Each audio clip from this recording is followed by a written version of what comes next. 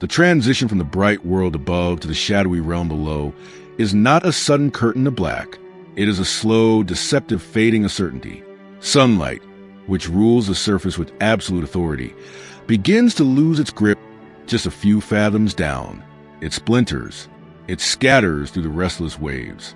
The warm reds and yellows are swallowed first by the dense medium of seawater, leaving behind a cold, infinite blue that gradually bleeds into a murky twilight.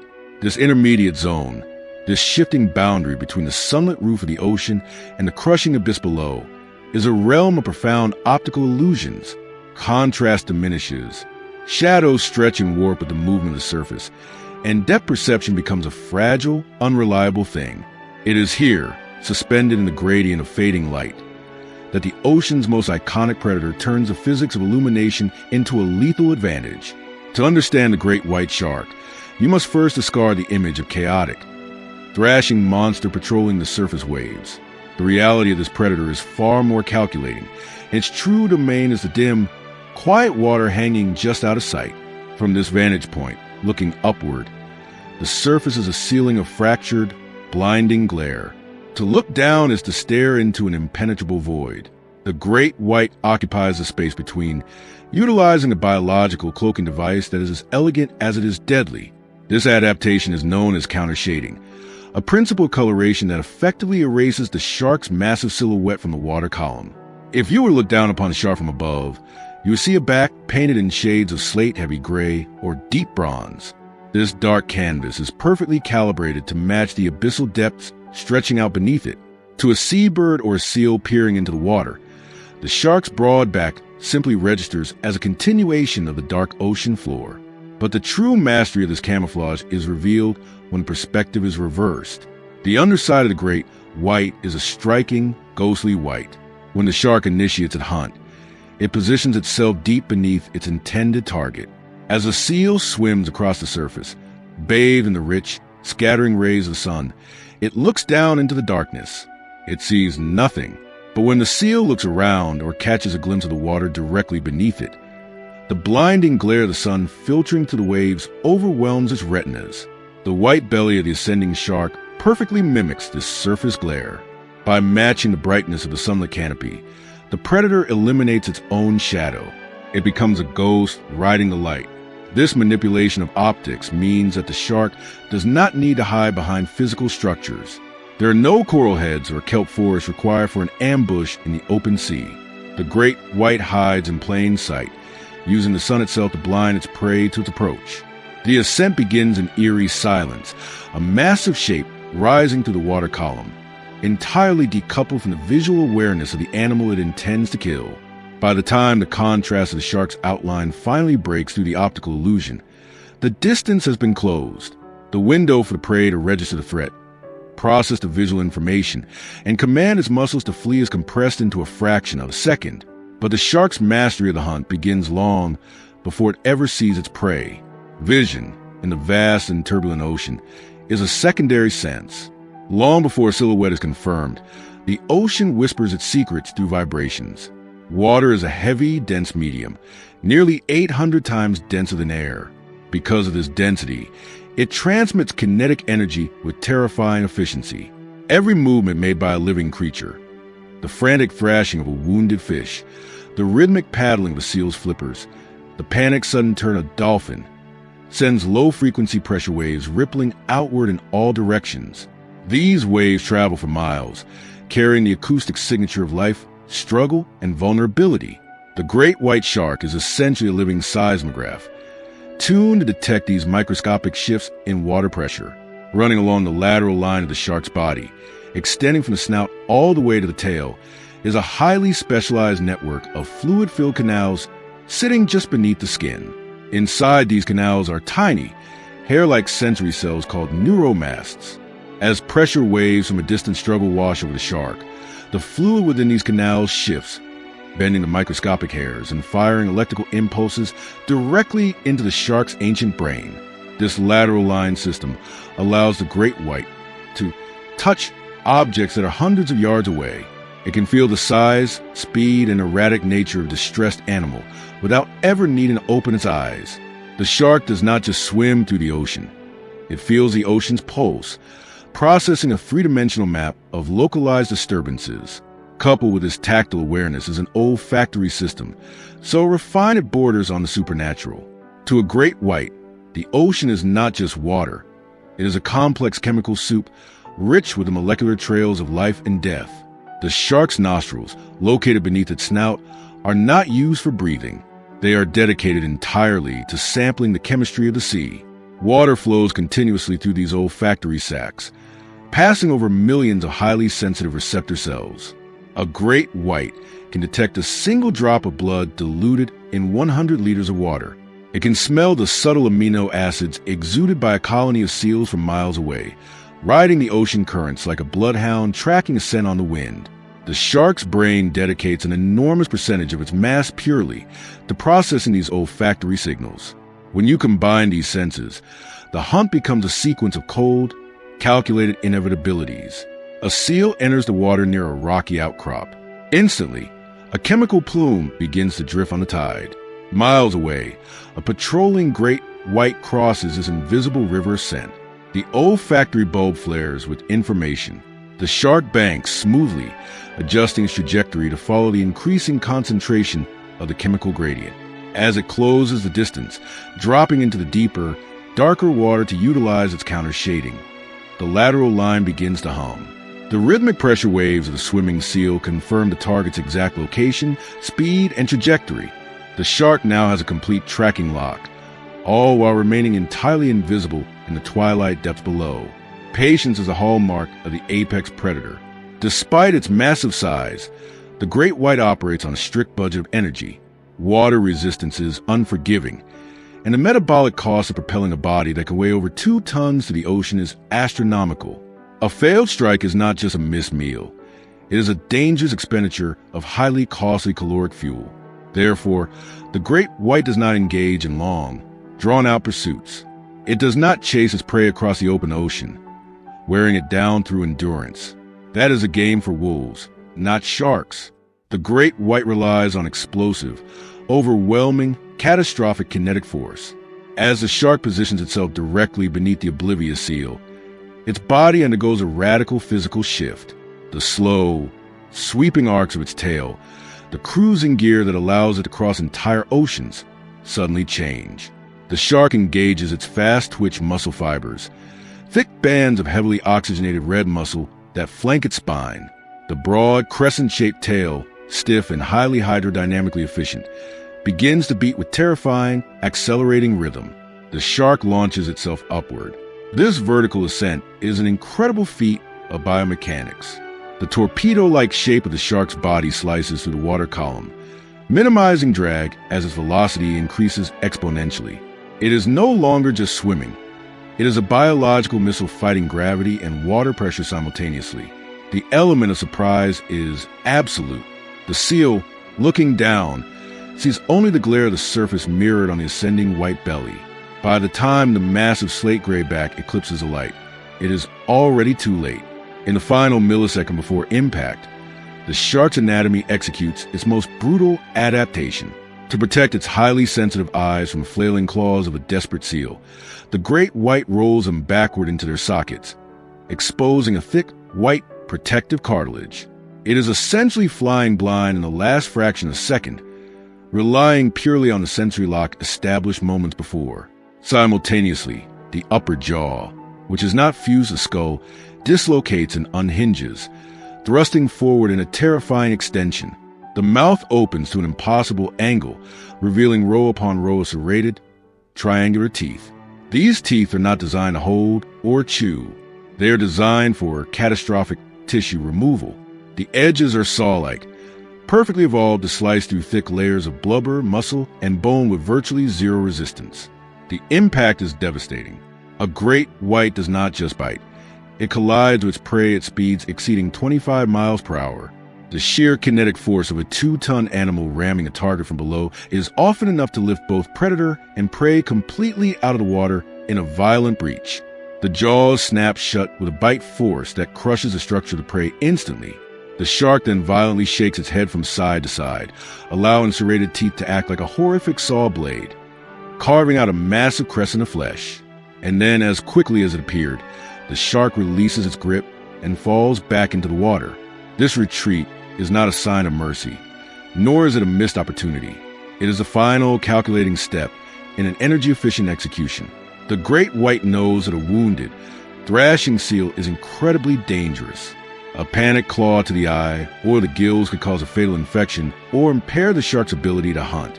So, the predator employs a strategy known as bite and spit. It delivers a single catastrophic, fatal wound and then retreats into the shadowy perimeter. It simply waits for the inevitable. The immense trauma and rapid blood loss do the work. The shark circles patiently, conserving its energy, watching as the frantic struggles of its prey grow weaker and finally cease. Only when the prey is completely incapacitated does the great white return to the surface to consume its prize in relative peace. This single, violent event ripples through the entire marine ecosystem. The great white shark does not need to eat every day to exert control over its environment. Its mere presence, the constant, invisible threat it poses, alters the behavior of thousands of other animals. Seals change their foraging patterns, avoiding deep channels and spending more time hauled out on the rocks. Fish schools tighten their formations, hugging the safety of the kelp forest rather than venturing into the open blue. The psychological pressure of this apex predator forces the entire food web to adapt, dictating where animals feed, where they sleep, and how they move. The ocean remains a place of profound uncertainty. It is a world where visibility is a luxury and danger is ubiquitous. In this harsh reality, the great white shark stands as a monument to evolutionary perfection. It is a creature that has solved the complex mathematics of survival through an unholy alliance of physics, chemistry, and brute force. It weaponizes the light. It maps the invisible pressure of the sea. It tastes fear on the current. And when it finally chooses to break its silence, it does so with a sudden, spectacular violence that leaves the ocean forever changed in its wake. There is no negotiation, no prolonged struggle. There is only the quiet tension of the deep, the blinding flash of the surface, and the perfect, terrifying execution of a predator that was born to rule the twilight. To journey into the abyss is to witness the slow and absolute death of the sun. As you descend beneath the epipelagic zone, the vibrant, chaotic theater of the upper ocean is stripped away, layer by fading layer. The colors die first, starved of the light required to sustain them. Reds and yellows bleed into a monochromatic gray. And finally, even the blue is crushed out of existence. Welcome to the bathypelagic realm, the midnight zone. Down here, thousands of feet beneath the rolling waves, the pressure is an omnipresent, suffocating force, capable of imploding steel. The temperature hovers just above freezing. There are no coral reefs to offer shelter, no shifting currents of warm water, and no kelp forests to hide within. It is a world of endless, freezing, crushing black. In this unforgiving void, the rules of biology undergo a radical, terrifying mutation. In the sunlit shallows, evolution rewards speed, agility, and streamlined, symmetrical beauty. Animals can afford to be fast because energy, in the form of sunlight and abundant prey, is constantly renewed. But in the deep sea, energy is the rarest commodity in existence. There is no photosynthesis. Every single calorie down here must either sink from the world above as drifting organic snow, or it must be violently stolen from another living creature. In a landscape defined by absolute scarcity, an animal that burns calories chasing its prey will simply starve to death. Survival here requires an entirely different philosophy. It requires the weaponization of patience, the abandonment of grace, and perfection of pure, unadulterated deception. Out of this darkness emerges a creature that looks less like a fish and more like a biological nightmare, a thing assembled purely for the grim mathematics of deep-sea survival. The deep-sea anglerfish does not swim with the fluid grace of a coastal predator. It hovers. It drifts like a piece of suspended debris, utterly motionless in the black water. When you look upon its form, you are not seeing a creature built for movement. You are looking at a living, breathing trap. The anatomy of the anglerfish is a testament to the brutal efficiency of the abyss. It has discarded anything that does not directly contribute to capturing prey or conserving energy. The body is compact, almost stunted, requiring incredibly little caloric fuel to maintain its baseline metabolic functions. It has no need for the massive, oxygen-hungry swimming muscles found in tuna or sharks. Instead, the anglerfish has invested almost all of its evolutionary capital into its head and its stomach. The skull dominates the animal's geometry. It is an enormous, cavernous structure that seems wildly out of proportion to the rest of its body. The jawbones are loosely hinged, held together by highly elastic ligaments that allow the mouth to open to a terrifying, almost impossible angle. Lining these massive jaws are teeth that defy conventional design. They are long, translucent, and incredibly sharp, but they do not point straight up and down. Instead, they curve deeply inward, angled directly toward the creature's throat.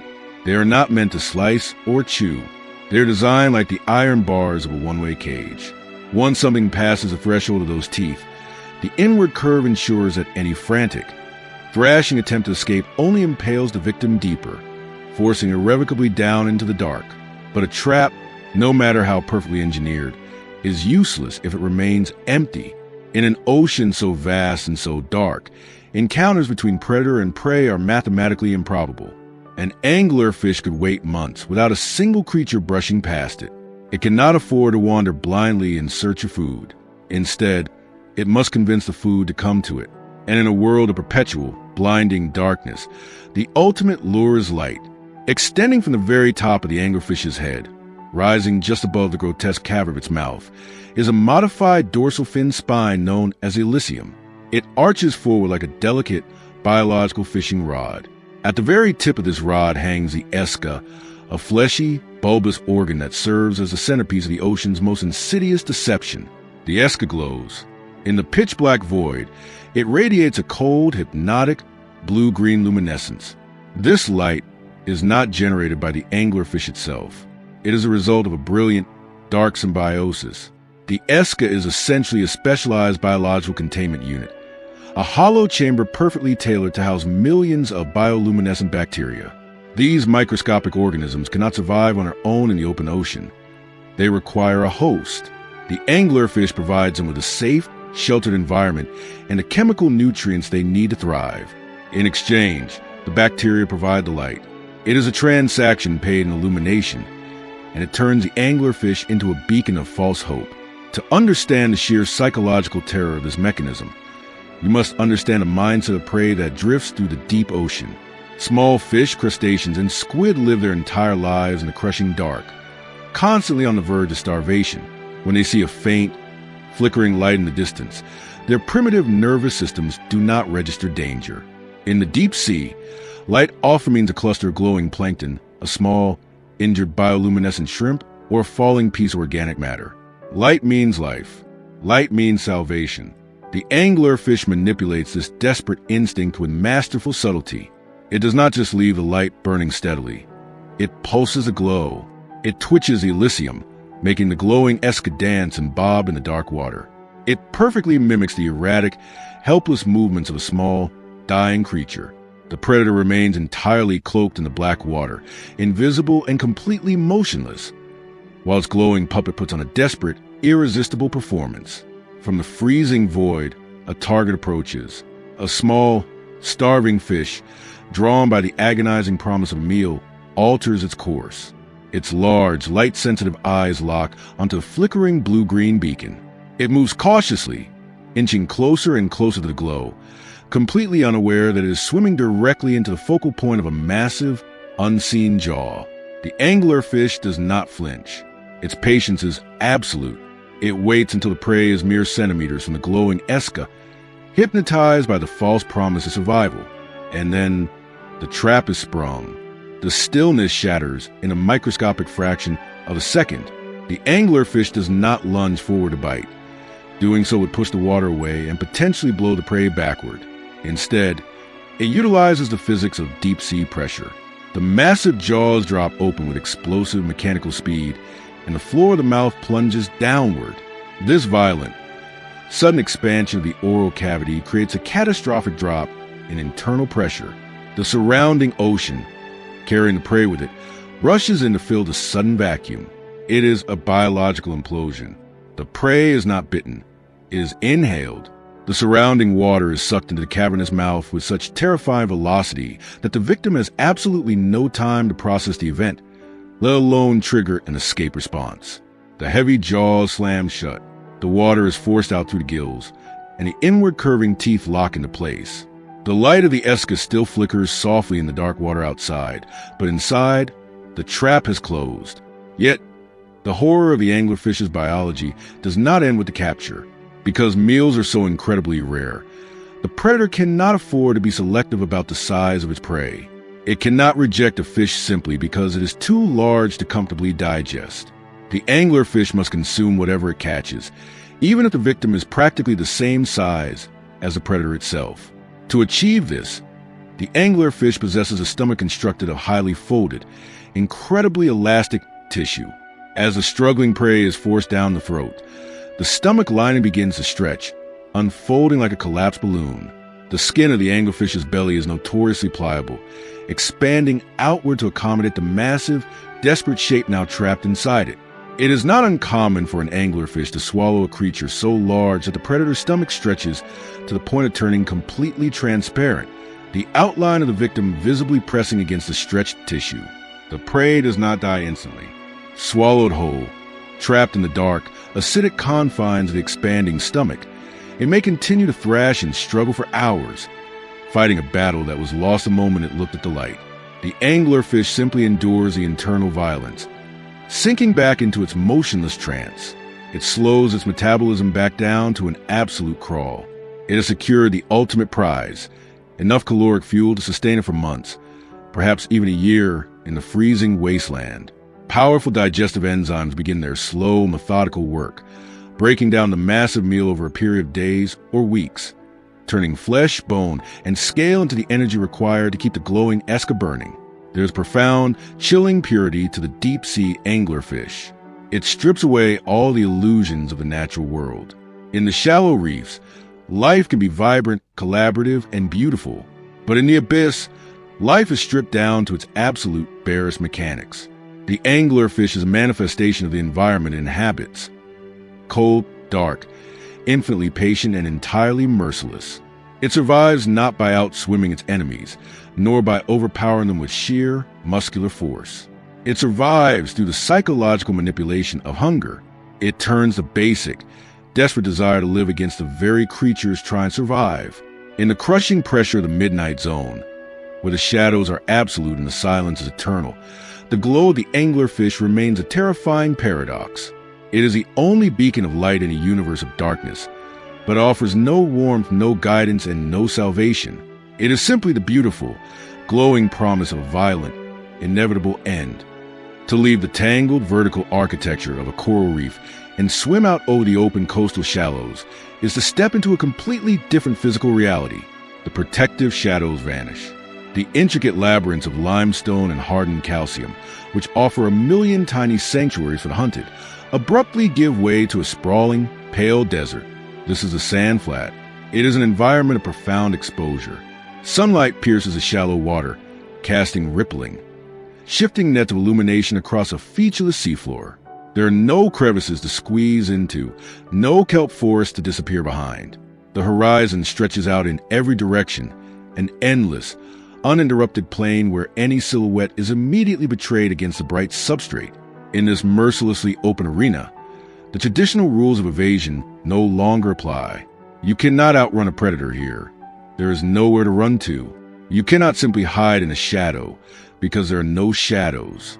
To survive in this desolate, sunlit expanse, an animal must solve a seemingly impossible biological riddle. How do you remain completely hidden in a place where everything is visible? The answer is not found in speed, nor in heavy, impenetrable armor. It is found in the absolute mastery of the landscape itself. The stingray does not attempt to conquer the open desert. It surrenders to it.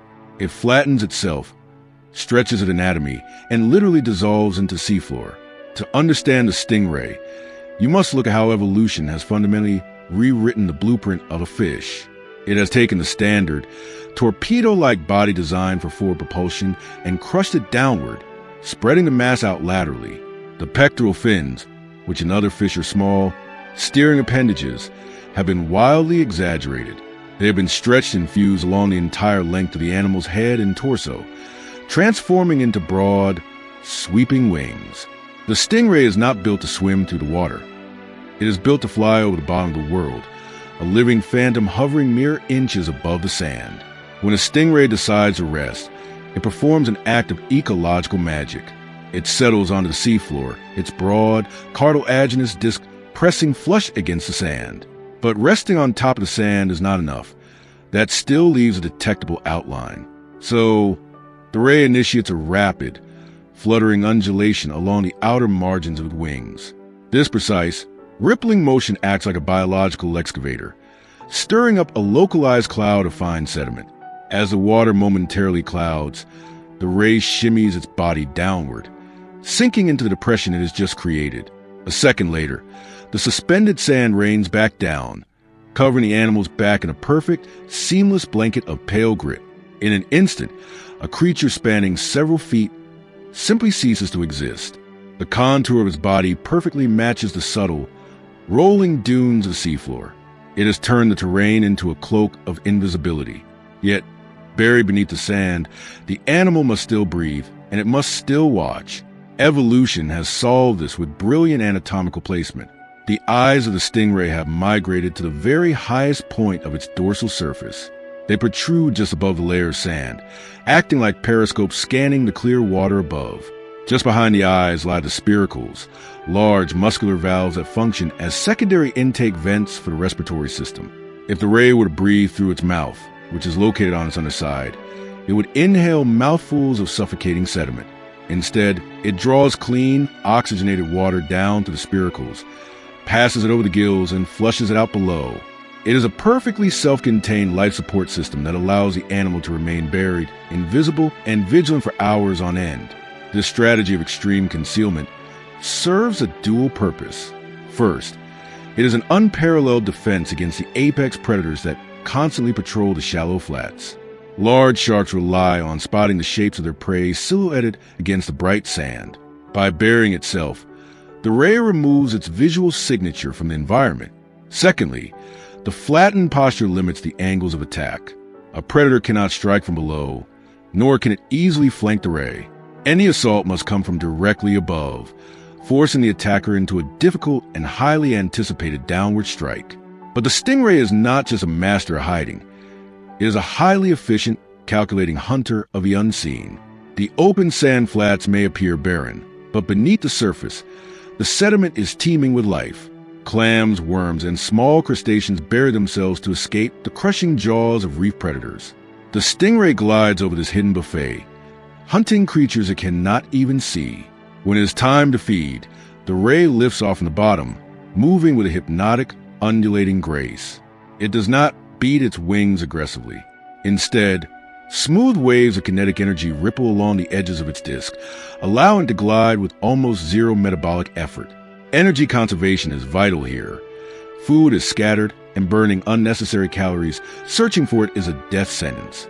As it flies low over the sand, it utilizes a network of highly sensitive electroreceptors and chemical sensors located around its mouth on its underside.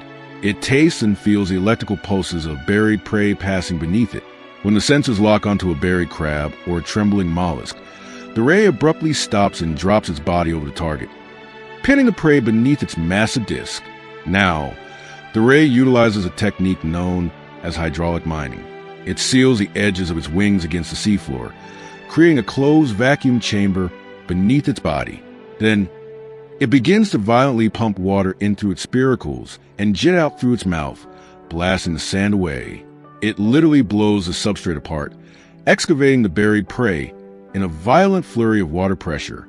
Once the crab or clam is exposed, the ray's specialized jaws, which are fitted not with sharp teeth, but with heavy, interlocking crushing plates, clamp down. With immense pressure, it shatters the chitinous shells and calcium armor, vacuuming up the soft flesh and spitting out the fractured debris. It is a quiet, efficient execution, leaving behind only a small, crater-like depression in the sand as the only evidence that a hunt ever took place. The ray then moves on, its ghostly form gliding silently toward the next invisible meal. However, the ocean is a place of intersecting strategies, and no defense is entirely foolproof. The sand flats are the hunting grounds of specialized killers, most notably the great hammerhead shark. The hammerhead is equipped with a sensory array designed specifically to defeat the stingray's camouflage. It sweeps the seafloor, detecting the faint electrical heartbeat of the buried ray. When the hammerhead locks on, visual invisibility means nothing. The predator dives, attempting to pin the ray to the sand with its heavy, mallet-shaped skull. It is in this terrifying moment, when the illusion of the sand is shattered and concealment utterly fails, that the stingray reveals its final, devastating secret. For all its quiet grace and passive evasion, the stingray is armed with one of the most brutal defensive weapons in the marine world. Positioned halfway down its long, whip-like tail is a highly specialized appendage, the barb. It is often referred to as a stinger, but that word fails to capture the true mechanical horror of the structure. The barb is a modified dermal denticle, essentially a specialized, elongated tooth made of vasodentine, a hard, cartilage-like material. It is not smooth. The edges of the spine are lined with dozens of backward-facing serrations, shaped like the jagged teeth of a serrated hunting knife. But mechanical damage is only half the weapon. The spine is sheathed in a thin layer of specialized epidermal tissue that is heavily concentrated with toxic, venom-producing cells. This weapon is never used for hunting. The ray does not sting its prey. The barb is a deterrent of absolute last resort, deployed only when a ray's life is in imminent, unavoidable danger. When the heavy jaws of the shark clamp down on the ray's wings, or when an unwary predator presses too closely against the buried body, the ray reacts with explosive, violent speed. It arches its back, anchoring its body against the sand, and whips its tail forward over its own head.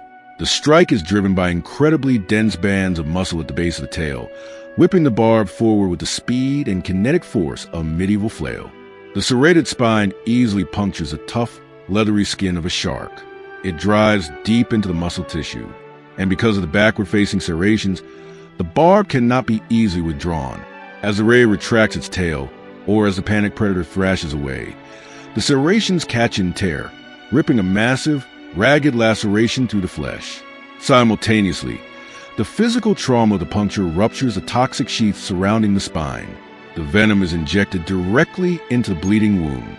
This venom is a complex cocktail of neurotoxins and enzymes specifically designed not necessarily to kill, but to inflict agonizing, paralyzing, blinding pain. It attacks the nervous system, causing immediate, severe cellular necrosis, the localized death of tissue. The pain is instantaneous and all-consuming, designed to shock the predator's system so violently that it immediately releases its grip. The psychological and physical impact of this defense is profound. Even the largest, most aggressive sharks will violently abort an attack once they feel the agonizing tear of the barb and the burning fire of the venom.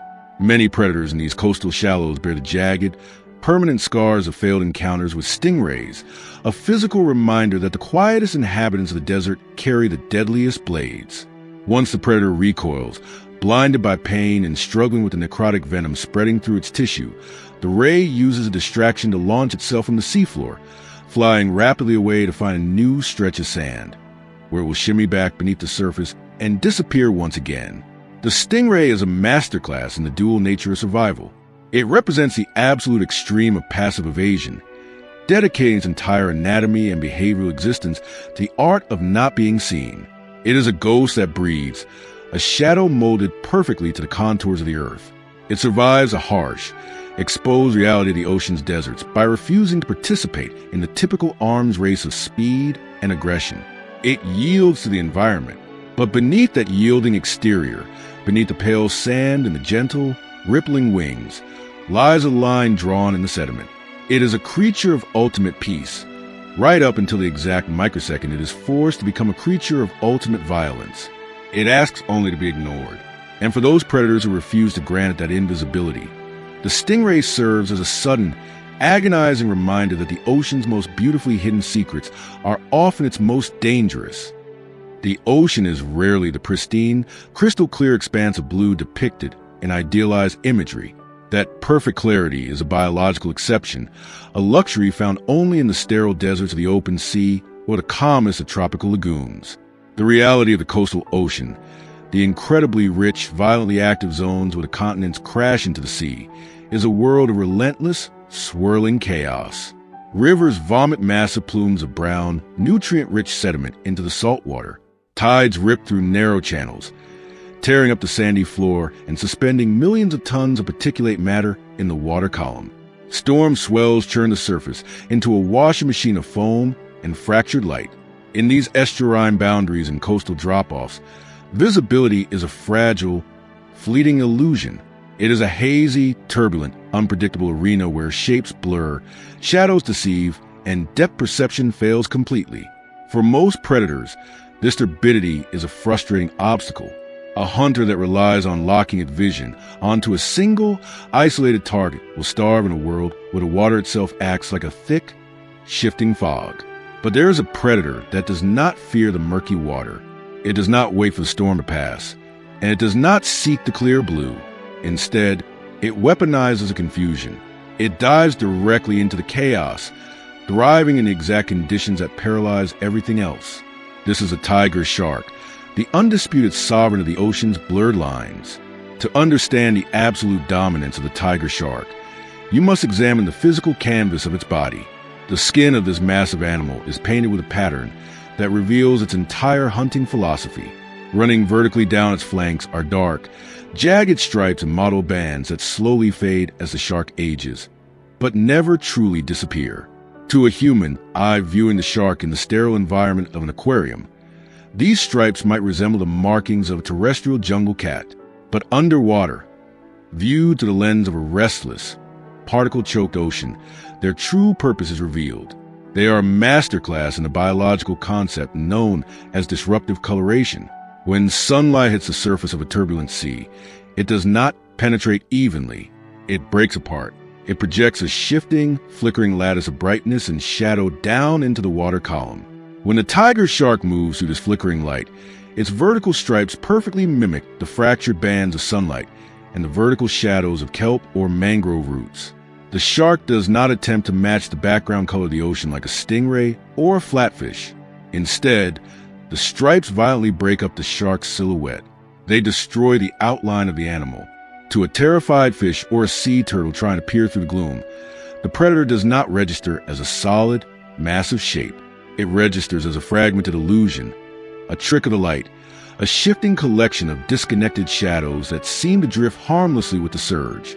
By the time the prey's brain connects those fragmented shadows into the terrifying reality of a 2-ton predator, the jaws are already opening. This optical illusion allows a tiger shark to maneuver its massive bulk through incredibly complex and dangerous habitats. While the great white shark prefers the deep, open water beneath its prey, the tiger shark is a creature of the edges. It patrols the jagged limestone teeth of coral reefs. It weaves through the tangled, claustrophobic roots of mangrove forests. It glides silently through the murky, brackish waters of river mouths, where the visibility is measured in inches. Its body is highly flexible, powered by a broad, asymmetrical tail that provides a slow, sweeping torque needed to navigate tight, twisting corridors of rock and reef. But the tiger shark's true mastery of the chaotic ocean lies in its absolute refusal to specialize. In the unforgiving mathematics of evolution, specialization is a gamble. If you evolve perfectly to hunt only one type of prey, you will starve if that prey disappears. The great hammerhead specializes in stingrays. The great white is a guided missile designed for marine mammals. The tiger shark, however, is the ultimate biological opportunist. It is a generalist of the highest, most lethal order. It accepts the fundamental truth that in a chaotic environment, you cannot afford to be picky. You must be capable of killing and digesting absolutely anything that crosses your path. This philosophy of brutal opportunism is forged into the very architecture of the tiger shark's mouth. The jaws are wide, blunt, and immensely powerful, but it is the teeth that are truly horrifying. Unlike the needle-like teeth of a mako shark, designed to grab slippery fish, or the straight, triangular blades of great white, designed to slice soft blubber, the teeth of a tiger shark are shaped like a coxcomb. They are deeply notched, heavily serrated on both sides, and uniquely curved outward. This specific geometry acts simultaneously as a saw and an opener. These teeth are designed to compromise heavy armor. They are engineered to crack the vault. When a tiger shark bites down on a thick, calcium carbonate shell of a mature sea turtle, the heavily serrated edges catch on the slick dome. As the shark violently shakes its massive head from side to side, the curved teeth act like a reciprocating saw, slicing cleanly through the incredibly dense bone and the soft tissue within. It is one of the few predators on Earth capable of biting straight to the shell of a sea turtle with zero hesitation. But these same teeth are equally adept at shearing through the tough, fibrous skin of a dolphin, crushing the exoskeletons of large crustaceans, or slicing the flesh of schooling fish. The tiger shark's mouth is a universal skeleton key, capable of unlocking any source of caloric energy it encounters. Because it can eat anything, the tiger shark hunts with a terrifying, relaxed patience. It does not waste energy on frantic, high-speed chases. It relies on its immense sensory apparatus to read the chaotic noise of the murky water. The shark possesses an olfactory bulb that can detect the microscopic chemical signature of fear and decay from miles away. Its lateral line, running the length of its body, picks up the low-frequency vibrations of a struggling fish or a splashing seabird long before the target is visible. The most lethal time to be in the water with a tiger shark is during periods of profound environmental transition. When the sun begins to set, casting long, confusing shadows into the reef, the ocean shifts. The daytime animals retreat to their crevices, and the nocturnal creatures begin to emerge. This changing of the guard creates a massive overlap of biological traffic, a temporary surge of panic, confusion, and accidental exposure. The tiger shark leverages this twilight confusion perfectly. Similarly, when a massive storm system rolls in, dropping the barometric pressure and whipping the surface into a violent frenzy, most marine life hunkers down, seeking shelter from the surging currents. The tiger shark does the opposite. It rises into the storm. The churning, sediment-filled water is its ultimate cloak. It patrols the murky, agitated coastal zones, using its lateral line to detect the panicked, erratic vibrations of animals displaced by the heavy swell. In the blinding surge, the shark is completely invisible until the exact microsecond its jaws clamp shut. Consider the terrifying efficiency of a tiger shark hunting a sea turtle in a murky coastal channel. The turtle, heavily armored and relatively slow, relies on its hard shell and its ability to spot predators in the clear water to maneuver its armored back toward the attack. But the water in the channel is brown with tidal runoff. The turtle cannot see past a few feet. It breathes at the surface, inadvertently sending a cascade of low-frequency pressure waves down into the channel. 50 yards away, the tiger shark's lateral line registers the exact coordinates of the splash. The predator banks smoothly, its massive tail sweeping in slow, silent arcs. It moves into the visual static of the dirty water. The vertical stripes on its body break apart its massive silhouette, blending flawlessly with the shifting, muddy light. The turtle continues to paddle, completely unaware that a metric ton of muscle and serrated teeth is gliding up from the gloom directly behind it. The strike is not a high-speed, explosive breach like that of a great white. It is a sudden, terrifying acceleration of pure, unstoppable torque. The shark closes the final 10 feet. In the blink of an eye, the jaws open, the heavily notched teeth deploy, and the mouth clamps down over the rear flippers and the trailing edge of the heavy shell. There is a sickening crunch of fracturing bone. The shark shakes its head violently, the saw-like teeth ripping through the carapace. The sheer crushing force of the jaws and the violent lateral shaking incapacitate the heavily armored prey in seconds. But what truly separates the tiger shark from other apex predators is its psychological detachment. If, by some miracle, the turtle manages to slip free of the initial bite and scramble into a narrow, impenetrable crevice in the reef, the tiger shark does not display the frantic frustration or dogged, energy-wasting persistence of other hunters. It does not batter itself against the coral, trying to dig the prey out. It simply stops. It turns away with a chilling, mechanical indifference. It resets its sensory array and resumes its slow, rhythmic patrol of the murky water. In the mind of the tiger shark, there is no failure, only a shift in variables. If the turtle is gone, something else will eventually produce a vibration. A dead whale might float by. A seabird might land on the surface with an injured wing. A school of stingrays might shift in the sand. The tiger shark will eat all of them with equal efficiency. This absolute lack of dietary discrimination has earned the tiger shark a reputation as the garbage can of the sea. But this label is a fundamental misunderstanding of a brilliant survival strategy. When researchers examine the stomach content of tiger sharks, they find an astonishing, almost comical variety of objects. They find the remains of dolphins, seals, and other sharks. They find the feathers and bones of albatrosses. They find entire sea snakes, highly venomous but easily digested. And occasionally they find pieces of human garbage, license plates, rubber tires, pieces of driftwood, and old boots. The shark is not stupid. It is not randomly eating trash out of blind hunger. It is operating a biological strategy of constant, tactile exploration. In an environment where visibility is zero and food can take any shape, the tiger shark uses its mouth to investigate the world. When it detects an unfamiliar object drifting in the murky water, it does not have hands to touch it, and it cannot see it clearly. So it takes a test bite. If the object yields caloric energy, it swallows it. If the object happens to be a rubber tire, the shark's incredibly robust, highly acidic digestive system simply processes what it can, and the shark eventually regurgitates the indigestible remains by essentially turning its stomach inside out, a biological reset that clears the chamber for the next meal. This extreme opportunism makes the tiger shark the ultimate regulating force of the tropical and subtropical oceans. It is the great equalizer. By refusing to specialize, it applies constant, terrifying pressure to the entire food web. It forces sea turtles to constantly change their grazing grounds, preventing them from over-consuming vital seagrass meadows. It culls the weak, the injured, and the dying from 1,000 different species, ensuring that no single population grows stagnant or diseased. It cleans up the massive, rotting carcasses of dead whales that would otherwise poison the coastal waters. The tiger shark is the embodiment of biological pragmatism. It is a creature that looked at the chaotic, murky, unpredictable reality of the ocean and decided not to fight it, but to become it.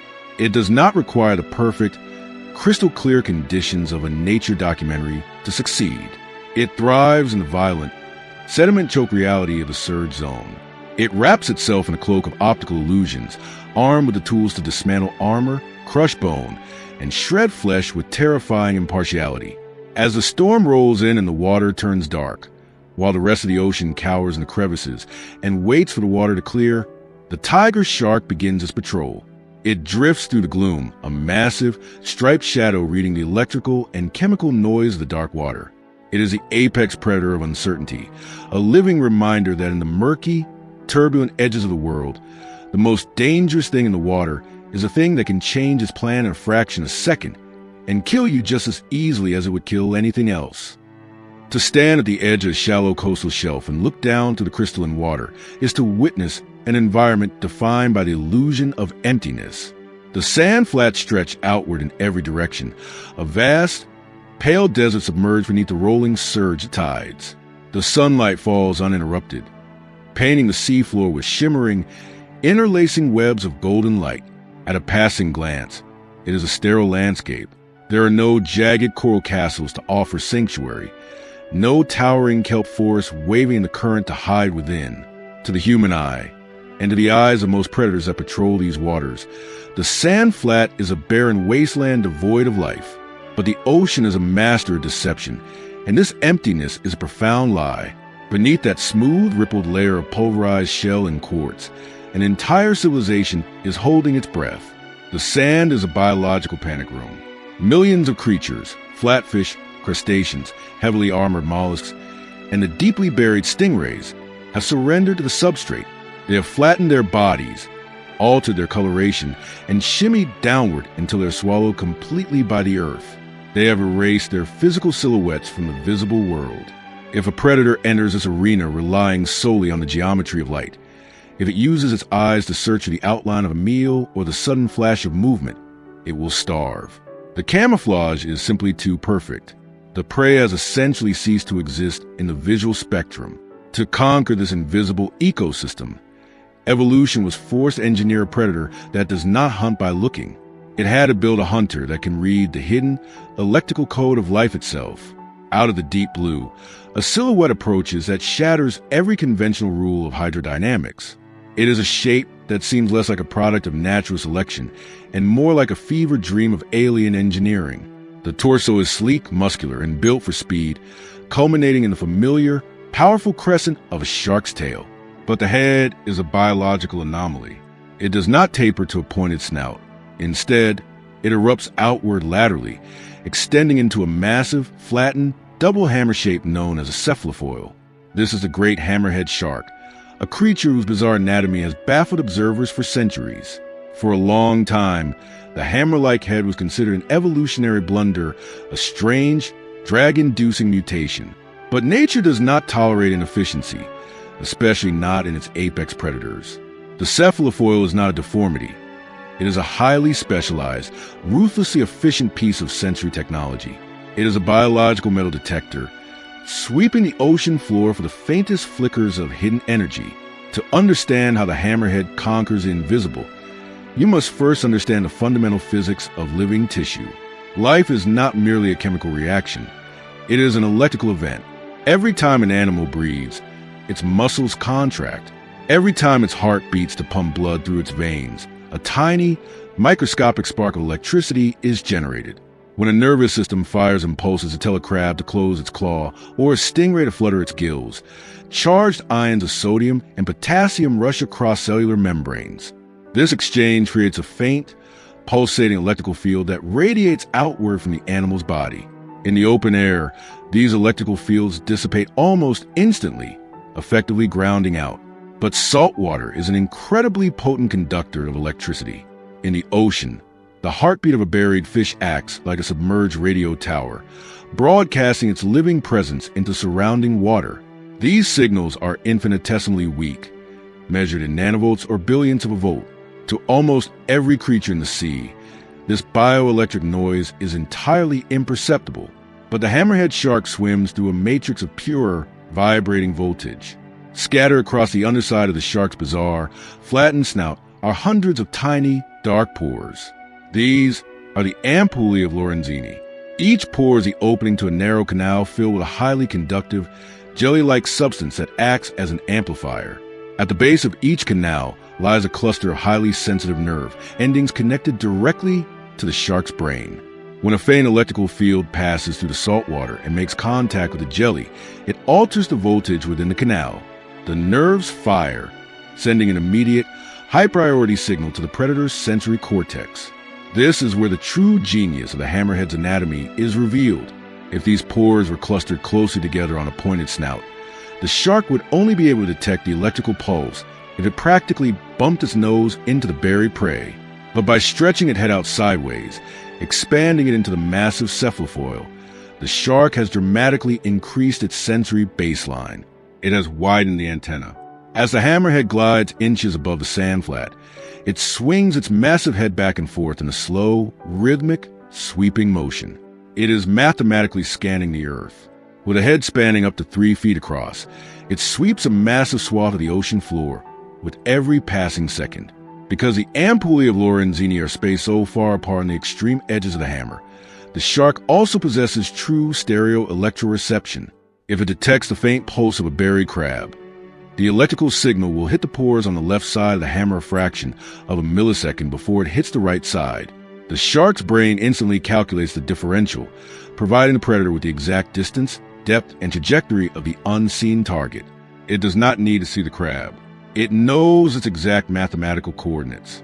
The hammerhead's ultimate prize, and its most dangerous adversary in this electrical warfare, is the stingray. As discussed, the stingray is the undisputed master of sandflat camouflage. It buries itself completely, leaving only its eyes exposed, its breathing slowed, its outline perfectly erased. It is a ghost, but the ghost has a heartbeat. Deep beneath the sand, the ray draws water in through its spiracles. The muscles in its chest cavity contract, pumping the oxygen-rich water over its gills. With every subtle, hidden breath, an electrical halo pulses outward to the sediment and up into the water column. The ray is completely invisible to the eye, but to the sweeping hammerhead, it is glowing like a neon sign in a pitch-black room. The shark approaches silently. Its visual cortex registers nothing but flat, empty sand, but its electroreceptive matrix is screaming with data. The signal grows stronger, the voltage increasing as the distance closes. The shark does not accelerate. It maintains its slow, sweeping glide, perfectly tracking the bioelectric pulse until it's hovering directly over the buried ray. Then, the geometry of the strike unfolds with brutal precision. The hammerhead does not just use its bizarre head as a sensory array. It uses it as a physical weapon. The shark suddenly tilts its body downward, diving vertically into the sand. It slams the flat, heavy underside of its cephalofoil directly onto the seabed, violently pinning the buried stingray beneath its skull. This maneuver is a masterpiece of tactical suppression. The stingray's ultimate defense is a serrated, venomous barb located halfway down its whip-like tail. To use this weapon, the ray must arch its back and whip the tail forward over its own body. But with the massive, wide anvil of the hammerhead skull pressing down with hundreds of pounds of force, the ray's wings are pinned flat against the earth. Its spine is immobilized. The deadly tail flails wildly in the water column behind the shark, unable to reach the attacker pinning it from above. Once the prey is securely locked beneath the cephalofoil, the hammerhead pivots its body, angling its mouth, located beneath the head, down toward the sand. The jaws open, revealing rows of small, deeply serrated, triangular teeth perfectly designed for shearing through tough cartilaginous flesh. The shark bites down, cutting through the sand and ripping into the wings of the paralyzed ray. The immense biting force shatters the ray's internal structure, while the heavy skull ensures the venomous barb never finds its mark. The violent thrashing kicks up a massive cloud of sediment, temporarily turning the crystal-clear water into a brown, opaque fog. By the time the sand settles, the ray is gone and the hammerhead is already resuming its slow, sweeping patrol, its ampullae of Lorenzini firing back up, listening for the next hidden heartbeat. But the hammerhead's connection to the invisible electromagnetic spectrum extends far beyond the hunt.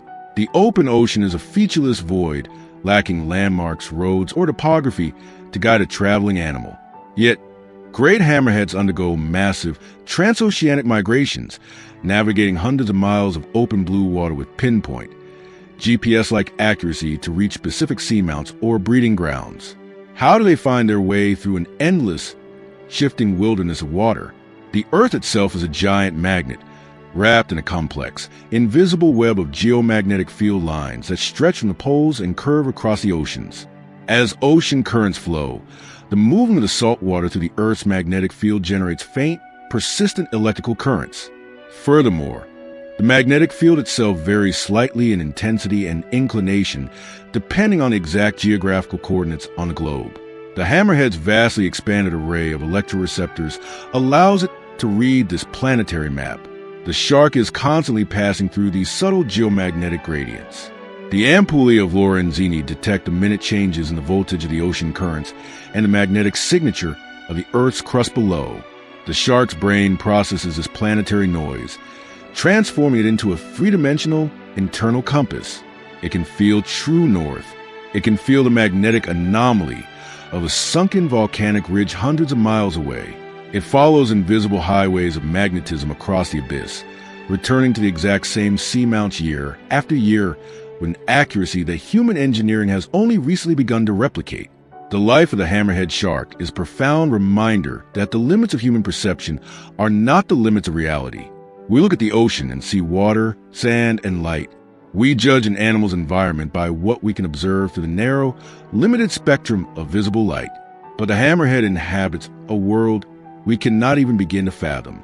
It is a creature that lives in a vibrating matrix of bioelectricity and geomagnetism. To the hammerhead, the ocean is not silent. It is a deafening symphony of electrical static. Every living thing in the water is a beacon. Every beating heart is a target. The sand flats, which appear so incredibly barren and empty to our eyes, are a sprawling, illuminated metropolis of hidden energy. When you watch a hammerhead shark sweeping its bizarre, iconic silhouette over the seabed, you're not just watching a fish looking for a meal. You are watching an apex predator reading the biological code of the Earth. It is the ultimate auditor of the invisible world. It strips away the illusions of camouflage. It ignores the deceit of the sand, and it tracks the very spark of life itself. In the brutal, unforgiving reality of the ocean, where invisibility is often the only shield an animal possesses, the hammerhead has evolved to ensure that absolutely nothing can truly hide. Far below the frantic, sunlit urgency of the surface, the ocean floor flattens out into an endless, lightless expanse. This is the abyssal plane.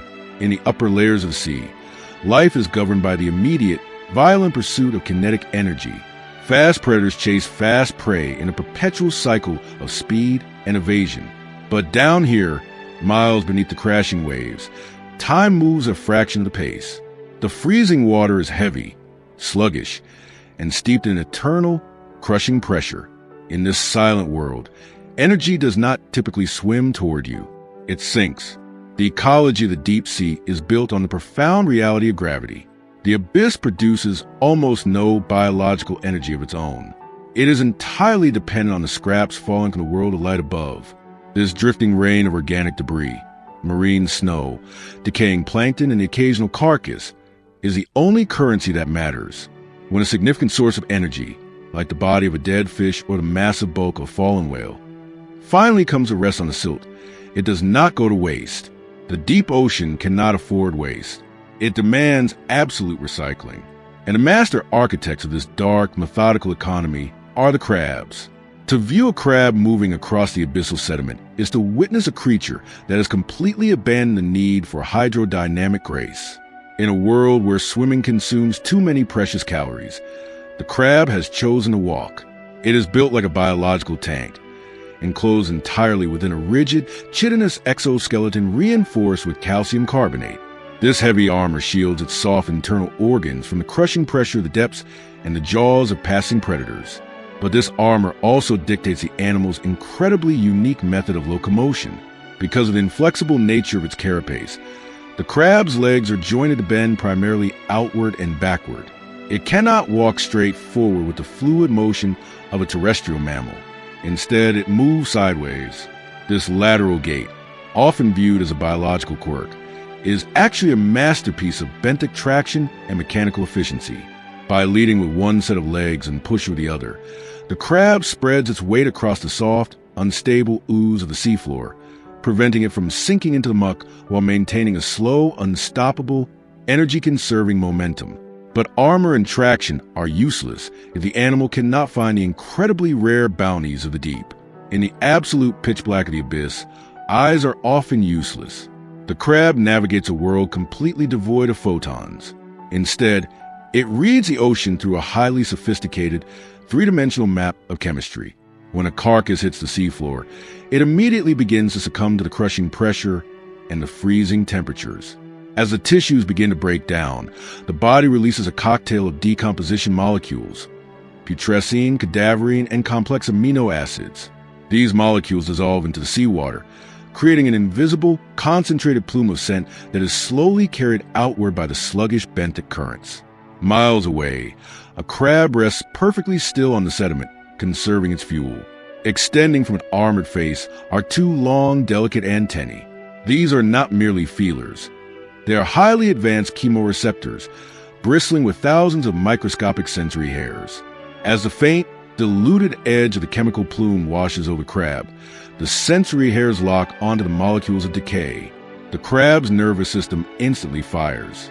It tastes the death on the current. The crab slowly elevates its body on its jointed legs and begins its march. It does not move randomly. It uses a technique called tropotaxis, constantly comparing the concentration of the scent molecules between its left and right antennae. By moving its body to keep the chemical signal equally strong on both sides, the crab essentially walks a tightrope of scent, tracing the invisible plume directly back to its source. The journey is not frantic. It is a slow, deliberate crusade to the dark, driven by a patience that only a deep-sea scavenger can possess. When the crab finally reaches the carcass, the true brilliance of its anatomy is unleashed. Fastened in the front of its armored chassis are two massive, modified appendages, the chelae or claws. These are not just weapons for defense. They are the ultimate biological multi-tools, specifically engineered to dismantle and process virtually any material the ocean drops on the seafloor. In many species of deep-sea crabs, these claws exhibit a distinct division of labor, asymmetrical in their design and purpose. One claw, usually the larger of the two, is the crusher. It is heavily calcified, thick and blunt, powered by immense, dense bands of muscle. The geometry of the crusher claw acts as a highly efficient Class 1 lever, capable of generating terrifying force. It is designed to shatter the hard calcified shells of deep-sea snails, crack open the skeletal structures of fallen fish, and splinter cartilage. The opposite claw is entirely different. It is thinner, lighter, and lined with sharp, serrated edges. This is the cutter. Once the crusher has broken the structural integrity of the food, the cutter goes to work, acting like a pair of precision surgical scissors. It delicately slices through muscle fibers, shreds connective tissue, and manipulates the soft flesh, passing the perfectly portioned, bite-sized fragments toward the complex, grinding mouth parts. This mechanical versatility is absolutely vital. A scavenger cannot be picky. It cannot arrive at a fallen carcass and discover that its mouth is the wrong shape to consume the meat. The crab must be capable of extracting calories from the tough, rubbery hide of a whale, the brittle bones of a fish, or the soft, gelatinous mass of a sunken squid. Its claws ensure that no potential calorie is locked away behind an impenetrable barrier. The arrival of one crab is inevitably followed by another, and then another. The chemical plume broadcast by the carcass acts as an open invitation to the entire benthic community. Slowly, out of the black void, an army of scavengers converges. The quiet, barren stretch of sediment is suddenly transformed into a swirling, chaotic epicenter of biological activity. This gathering, often seen during a phenomenon known as a whale fall, is one of the most spectacular events in the deep sea. The carcass of an 80-ton whale provides a windfall of energy equivalent to thousands of years of normal background nutrient rain. The crabs are the vanguard of this feast. They swarm the massive corpse, climbing over the blubber and bone like armored insects. The feeding process is not a frantic, violent frenzy like a shark attack at the surface. It is a methodical, industrial deconstruction. Thousands of claws work in unison, ripping, tearing, and crushing. The crabs excavate massive craters into the flesh, pulling the carcass apart piece by piece. In this dense congregation, competition is fierce, but actual combat is remarkably rare. The energy required to fight another crab to the death is simply too high, and the abundance of food makes it unnecessary. When two crabs desire the same piece of flesh, they engage in highly ritualized posturing. They raise themselves up on their back legs, extend their massive claws wide, and attempt to intimidate their rival through sheer size and mechanical leverage. They may lock claws in a brief, pushing match, a test of hydraulic strength. But the loser quickly disengages and simply moves a few feet away to tear into another section of the carcass. The economy of the deep sea dictates that feeding is always more profitable than fighting. As the crabs tear the carcass apart, their violent excavation has a profound secondary effect on the surrounding ecosystem. They are messy eaters. As their cutter claws shred the meat, thousands of microscopic fragments of flesh and fat drift away into the water column. The physical act of the crab scrambling over the seabed stirs up the sediment, burying bits of organic matter deep into the mud. In doing so, the crabs inadvertently feed an entire secondary tier of the deep-sea food web. Clouds of tiny amphipods, brittle stars, and specialized deep-sea worms gather around the periphery of the crab swarm, catching the drifting scraps. Bacteria colonize the freshly exposed bone and the organically enriched sediment kicked up by the crab's legs. By mechanically dismantling the large, impenetrable carcass, the crabs act as the great biological shredders of the abyss. They increase the surface area of the dead tissue, allowing microorganisms and smaller scavengers to access the energy that would otherwise remain locked inside a massive, rotting hulk. This process of deconstruction can take months, sometimes years, depending on the size of the windfall. The crabs will remain at the site, methodically stripping the carcass until absolutely nothing is left but the bleached, calcium-white skeleton. And even then, they will use their crusher claws to snap off the thinner, brittle bones, seeking the last desperate drops of marrow trapped within. When the energy is finally exhausted, when the chemical plume of decay fades back into the sterile scent of the salt water, the great gathering dissolves. The crabs do not stay. They uncouple from the barren skeleton, lower their armored bodies back toward the silt, and resume their endless, sideways march into the dark. Their ecological role is one of the most vital, yet unseen, processes on the planet.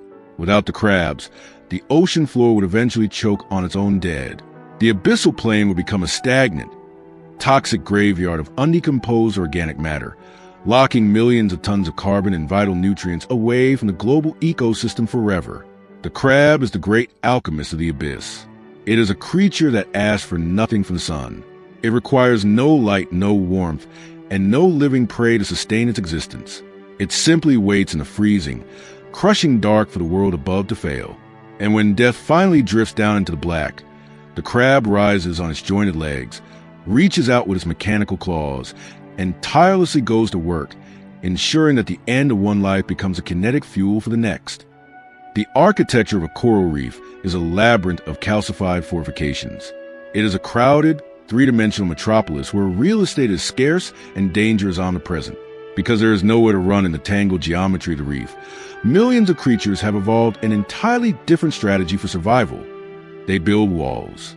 Snails retreat into thick, spiral fortresses of calcium carbonate. Hermit crabs barricade themselves behind stolen shells. Heavily armored reef crabs develop thick, chitinous plating that renders them virtually immune to the jaws of passing fish. In the shallow tropics, armor is the ultimate biological currency. It is a defense mechanism built on the assumption that if an animal can withstand the initial bite, the predator will simply give up and look for an easier meal. But evolution is a perpetual arms race. If the prey builds an impenetrable vault, the ocean will inevitably engineer a vault cracker. Hidden within the fractured rubble at the base of the reef, dwelling in the narrow, dark crevices where the coral meets the sand, sits a creature that has rendered the concept of biological armor utterly obsolete. It does not possess massive, crushing jaws. It does not secrete necrotic venom. It is barely the size of a human hand, shimmering in impossible, iridescent shades of emerald, ruby, and sapphire. This is the mantis shrimp, and it is the undisputed master of localized, catastrophic destruction. To understand the sheer, terrifying capability of this animal, you must first look into its eyes. The visual system of the mantis shrimp is widely considered to be the most complex and sophisticated optical array ever discovered on planet Earth. While human beings rely on 3 types of color-receptive cones to perceive the world, the mantis shrimp possesses up to 16. Mounted on independent, highly mobile stalks, these eyes are constantly twitching and rotating, sweeping the reef in a panoramic arc. They do not just see color, they perceive the invisible architecture of light itself. They can detect deep ultraviolet wavelengths. They can see polarized light and even circular polarized light, a capability utilized by human engineers to design advanced satellite sensors and optical media. Each individual eye is divided into 3 distinct bands, giving the mantis shrimp trinocular vision in a single eyeball. It can perceive absolute depth and distance without needing to coordinate both eyes. To a mantis shrimp, the ocean is not just water and coral. It is a hyperspectral matrix of vibrating information, invisible patterns, and glowing high-contrast targets. This sensory dominance is critical because the mantis shrimp is a predator of absolute precision. It does not roam the reef looking for a fight. It is a highly territorial ambush hunter that spends a vast majority of its life anchored just inside the entrance of its burrow. This burrow is meticulously excavated from the coral rubble and sand, forming a narrow, fortified tunnel. The entrance is a calculated choke point. By remaining hidden within the darkness of the tunnel, the mantis shrimp protects its own vulnerable, unarmored abdomen while maintaining a perfect, unobstructed view of the killing zone directly outside its door. It waits with a terrifying, calculated patience. Its hyper-advanced eyes process the shifting light, ignoring the swaying algae and the drifting shadows of harmless fish. It is waiting for the specific, unmistakable visual signature of heavy armor. When a heavily plated reef crab mistakenly wanders too close to the burrow's entrance, it believes it is safe. Its thick carapace have protected it from moray eels and reef sharks. It has no reason to fear a creature half its size hiding in a hole. But the crab does not understand the physics waiting in the dark. Folded tightly beneath the head of the mantis shrimp are 2 extraordinary appendages known as raptorial clubs. These are the weapons that have earned the specific lineage the title of smashers. In a normal biological system, movement is driven purely by muscle contraction, but muscles alone are too slow to generate the force required to shatter a thick crab shell underwater. The water resistance is simply too great. To overcome this, the mantis shrimp utilizes a biological mechanism that mimics a heavily compressed, spring-loaded catapult. The power for the strike is not generated at the moment of attack. It is stored in advance. The mantis shrimp contract a massive, powerful muscle that locks the club into place, simultaneously compressing a saddle-shaped structure in the exoskeleton made of resilin, an incredibly elastic biological polymer. The energy is coiled, intensely pressurized, and held back by a tiny, calcified latch. The creature is literally cocked and ready to fire. As the crab steps into range, the mantis shrimp's eyes lock onto the target, calculating the exact distance, angle, and trajectory. And then the latch is released. What happens next pushes the absolute boundaries of what is biologically possible in a fluid environment. The stored elastic energy is unleashed in a fraction of a millisecond. The raptorial club snaps forward with a velocity that defies comprehension. It accelerates underwater at over 10,000 times the force of gravity, reaching speeds comparable to a .22 caliber bullet, leaving the barrel of the gun. The movement is so fast that the human eye cannot even register the blur. The club strikes the armored shell of the crab with a catastrophic transfer of kinetic energy. The force is equivalent to a sledgehammer swinging at full speed, concentrated into a surface area the size of a pea. The thick, chitinous armor of the crab simply shatters on impact, caving in under the unbelievable stress. But the physical impact of the club is only the first part of the devastation. The true horror of the mantis shrimp strike is found in the fluid dynamics of the water itself. Because the raptorial club accelerates so impossibly fast, the water in front of it cannot simply move out of the way. The club tears the water apart. As the appendage moves through the liquid, the pressure directly behind the club drops so violently and so instantly that it falls below the vapor pressure water. For a microscopic fraction of a second, the ocean physically boils at ambient temperature. This creates a localized vacuum, a cavity in the water known as a cavitation bubble. This bubble follows the club, expanding as the weapon reaches its maximum velocity. But the surrounding water pressure of the ocean immediately crushes back in, forcing the vapor bubble to collapse in on itself. This is where physics turns into pure destruction. The collapse of the cavitation bubble is not a gentle popping. It is a violent, highly energetic implosion. When the bubble collapses, it unleashes a secondary shockwave that slams into the prey just a microsecond after the physical club makes contact. This invisible shockwave carries immense acoustic and kinetic force, effectively acting as a biological double tap. Even if the crab shell miraculously survives the initial physical blow of the club, the subsequent cavitation shockwave will shatter the weakened armor and scramble the internal organs of the prey. Furthermore, the implosion of the cavitation bubble is so unimaginably violent that it generates a phenomenon known as sonoluminescence. As the bubble crushes inward, the temperature of the trapped vapor spikes astronomically, generating a microscopic flash of light and localized heat that can briefly rival the temperature of the surface of the sun. It is a microscopic thermonuclear flash created by the raw, accelerated fury of a crustacean. The battle is over before the prey's nervous system can even register that it has been attacked. The crab-shattered body is swiftly dragged backward into the dark sanctuary of the burrow, where the mantis shrimp will spend the next several hours picking apart the soft flesh exposed by its devastating strike. The doorway of the burrow returns to a state of quiet, deceptive peace. Yet, holding the most devastating weapon in the ocean comes with profound behavioral consequences, especially when a mantis shrimp encounters one of its own kind. Burrows are incredibly valuable commodities on the reef. Excavating a secure tunnel takes time and energy, and an exposed mantis shrimp is highly vulnerable to larger predators.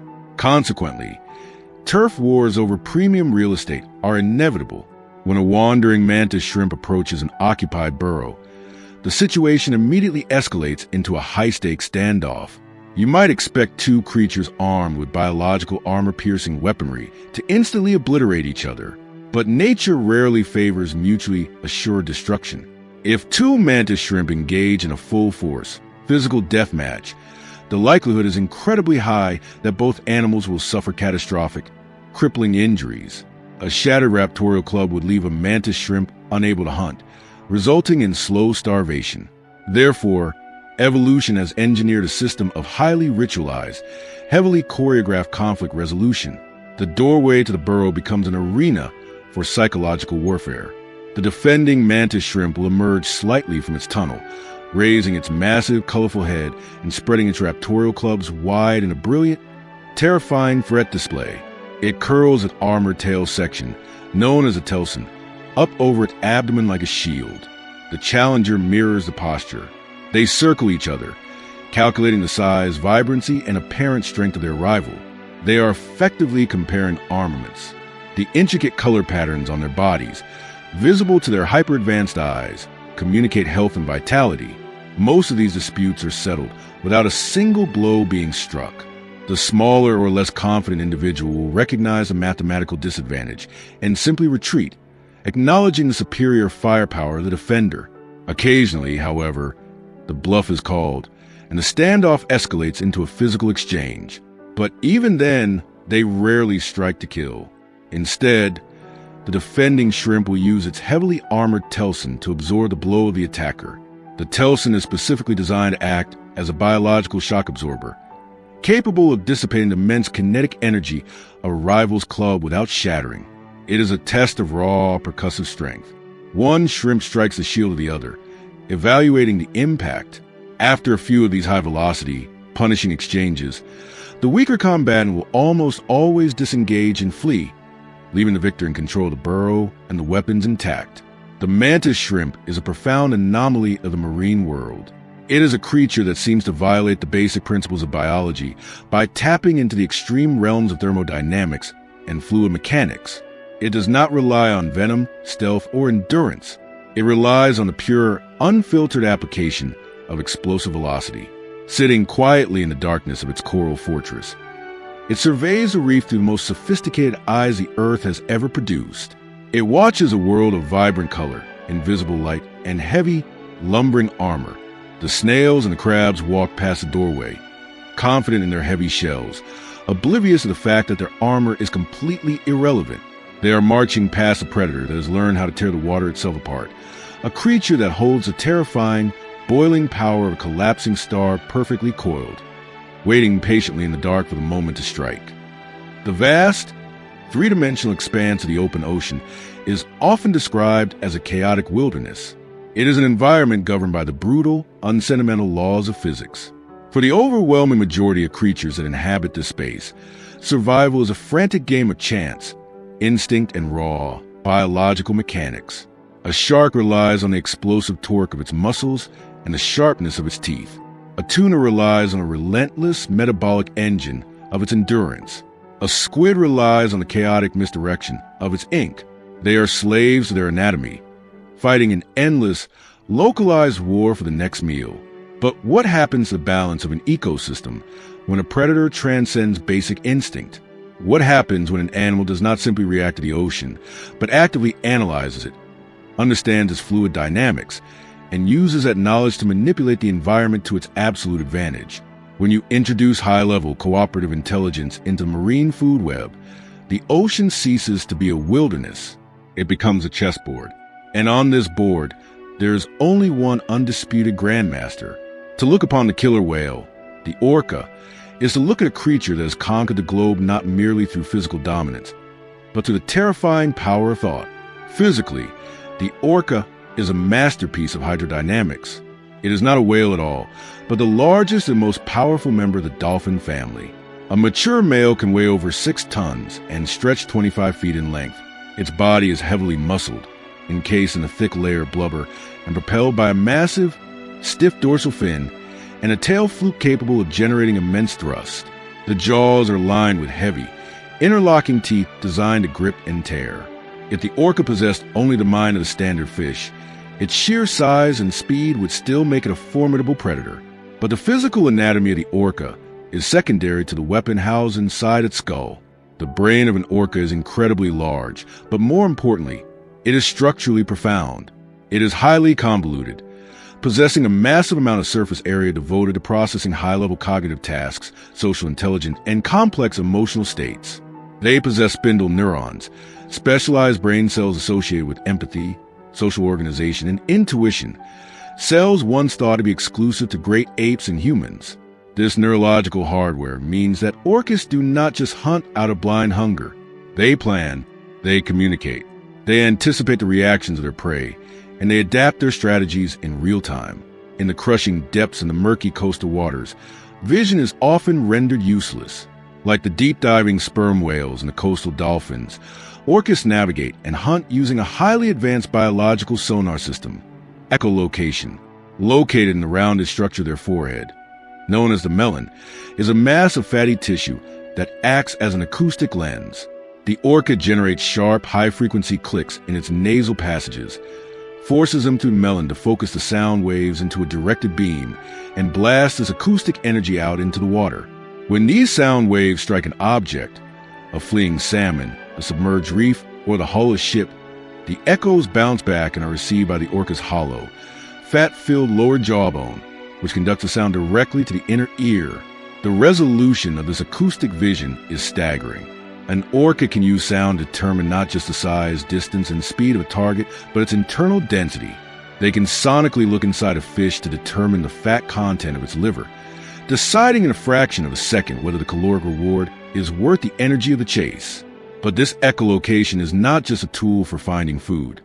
It is a foundation of a sophisticated, closed-circuit communication network. Orcas hunt in highly cohesive social units called pods. These are not loose aggregations of individuals. They are tightly bonded, matriarchal families that stay together for life. When a pod is hunting, they are in constant acoustic contact. They use a complex vocabulary of whistles, pulse calls, and squeaks to coordinate their movements across miles of dark water. They operate like a highly trained military squadron, sharing tactical data, calling out targets, and moving in perfect, synchronized formations. This level of communication allows orcas to achieve something incredibly rare in the animal kingdom: the development of distinct cultures. Orcas are not a monolith. Across the world's oceans, different populations of orcas have evolved wildly different diets, languages, and hunting strategies. They do not interbreed, and they do not share territory. They're divided by cultural boundaries as rigid as human borders. In the Pacific Northwest, there are resident orcas that feed exclusively on salmon, using their echolocation to track the fish through the murky, twisting fjords. They are highly vocal, constantly chattering with their pod members as they herd the fish against the rocky shorelines. But sharing the exact same water is a completely different culture known as the transients or Biggs killer whales. These orcas do not eat fish. They hunt marine mammals, seals, sea lions, dolphins, and even other whales. Because marine mammals have excellent hearing, the transient orcas understand that their acoustic weapons are also a liability. If they click or whistle, the seals will hear them coming and flee to the safety of the land. So, the transients have developed a chillingly disciplined strategy. They hunt in absolute, terrifying silence. A pod of transients will move through the coastal kelp forest like ghosts, shutting down their echolocation entirely. They navigate by sight and passive listening, picking up the faint splashing of a harbor seal swimming above them. They spread out, communicating only through subtle body language, surrounding the prey in a silent, tightening perimeter. When the trap is completely closed, the execution is instantaneous. A silent shape explodes from the kelp, jaws clamping down to drag the suffocating prey into the deep. It is a hunt built entirely on stealth, discipline, and the suppression of their natural instincts to vocalize. But the true terror of the orca's intellect is revealed when they encounter prey that is physically superior, heavily armored, or highly dangerous. It is here that the orca abandons brute force entirely and relies on a deep, almost frightening understanding of physics and biology. Consider the ice floes of Antarctica. Here, Weddell seals haul themselves out of freezing water to rest on flat, floating sheets of sea ice. The seals are safely out of reach. An ordinary marine predator would look at the ice, recognize the physical barrier, and move on. The orca looks at the ice and calculates a fluid dynamic solution. A pod of Antarctic orcas will spot a seal resting in the center of an ice floe. The matriarch, the oldest and most experienced female, assesses the size of the ice, the weight of the seal, and the depth of the water. She gives a silent command, and the pod moves into formation. They swim away from the ice floe, turn in perfect unison, and begin to charge back toward the target. swimming rapidly side by side. Just before they reach the ice, the massive animals dive synchronously, driving their bodies deep beneath the freezing surface. The displacement of all those multi-ton bodies moving at high speed creates a massive, focused wave of water. The wave rolls forward, crests directly over the edge of the ice floe, and violently washes the panicked seal into the waiting jaws of the pod. This is not a random splash. It is a highly calculated, engineered manipulation of hydrodynamics. The orcas understand how to generate a wave of specific amplitude and frequency to achieve a precise mechanical result. And if the first wave fails, they will regroup, adjust their speed and formation, and try again, refining the mathematics of the attack until the ice is broken or the prey is displaced. This deep understanding of their victims' vulnerabilities extends to the most feared predators in the ocean. Off the coast of South Africa and South Australia, orcas have learned how to hunt the great white shark. A great white is a massive, heavily armored, highly aggressive predator with rows of serrated teeth. A direct, head-to-head confrontation is incredibly dangerous and risks fatal injury. The orcas do not fight the shark. They hack its biology. Through generations of trial and error, these specific orcas have discovered a physiological loophole in the shark's nervous system known as tonic immobility. If a shark is turned upside down, its brain experiences a sensory overload. The animal enters a catatonic, trance-like state, completely paralyzed and unable to move or defend itself. When the orca pod locates a great white, they do not attack the jaws. They use their superior speed and teamwork to outmaneuver the solitary fish. One orca will ram the shark from the side with blunt, concussive force, while another swoops in to grab the shark's pectoral fin. With a powerful twist of its body, the orca flips the massive shark onto its back. The great white, the apex terror of the coastal waters, goes instantly limp. The fight is over without a single defensive bite being registered. The orcas hold the paralyzed shark upside down until it suffocates, as it can no longer swim forward to push oxygenated water over its gills. But the surgical precision of the hunt does not end there. The orcas do not consume the whole shark. The tough, sandpaper-like skin wears down their teeth. Instead, with the precision of a scalpel, they make a precise incision near the pectoral fins and carefully squeeze out the shark's liver. The liver is massive, highly buoyant, and incredibly rich in the dense caloric fats the orcas need. They consume the prized organ and let the rest of the massive, ruined carcass sink into the abyss. This incredible, hyper-specialized knowledge, how to wave wash a seal, how to paralyze a great white shark, how to separate a gray whale calf from its mother by drowning from above, is not encoded in the orca's DNA. A newborn calf does not instinctively know how to do these things. This information is taught. The center of the orca universe is the matriarch. She is a repository of generational data. Female orcas are one of the very few species on Earth, alongside humans, that go through menopause. They live for decades after their reproductive years have ended. Evolutionary biology dictates that an animal typically dies once it can no longer pass on its genes. But the elder female orca serves a much higher purpose. Her value to the pod is not in breeding. It is in remembering. During years of abundance, the pod relies on the physical strength of the younger males to execute the hunts.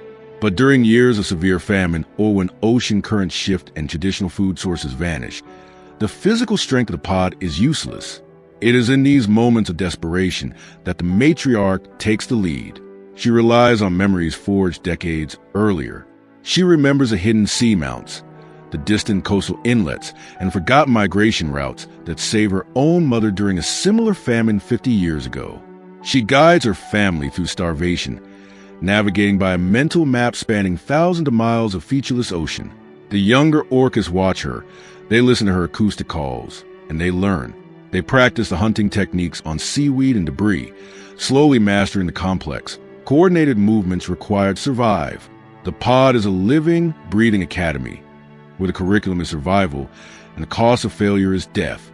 When you observe a pod of orcas moving in unison, their tall, black dorsal fins slicing silently through the gray water, you are not simply watching a group of animals looking for food.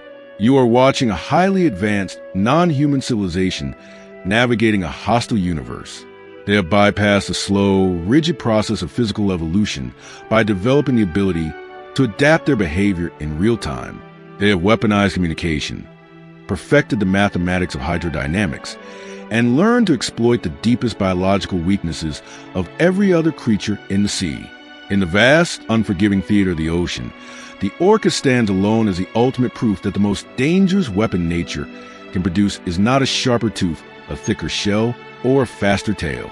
The ultimate weapon is a collective mind, bound by culture, driven by memory, and executing its will upon the water with perfect, chilling precision. Beyond the jagged drop-offs of the continental shelves, the ocean undergoes a terrifying transformation. The seafloor plunges away into inaccessible, crushing depths, and the comforting boundaries of the coastal world simply vanish. There are no rocks to hide behind. There are no tangled forests of kelp to offer a sanctuary, no shifting sand flats to bury oneself within. This is a pelagic zone, the open blue desert of the sea. It is a staggering, three-dimensional void of suspended water, defined only by the shifting thermoclines and the endless, rolling roof of the waves. In this infinite, borderless expanse, the rules of predation are rewritten. Stealth becomes irrelevant because there is nothing to hide behind. Ambush becomes impossible because you can be seen from miles away. In a world without physical barriers, survival is reduced to a pure, uncompromising equation of mathematics and fluid dynamics. To live in the open ocean, an animal must either be small enough to be invisible or fast enough to outrun death itself. If a predator wishes to conquer this endless blue desert, it cannot rely on the sudden, explosive ambush of a reef shark or the patient, camouflage deception of a bottom dweller. It must become a master of sustained, relentless pursuit. It must be forged into a machine of absolute hydrodynamic perfection. This brings us to the tuna. When you observe a tuna cutting through the open water, you are not merely looking at a fish. You are looking at the ultimate evolutionary expression of speed and endurance.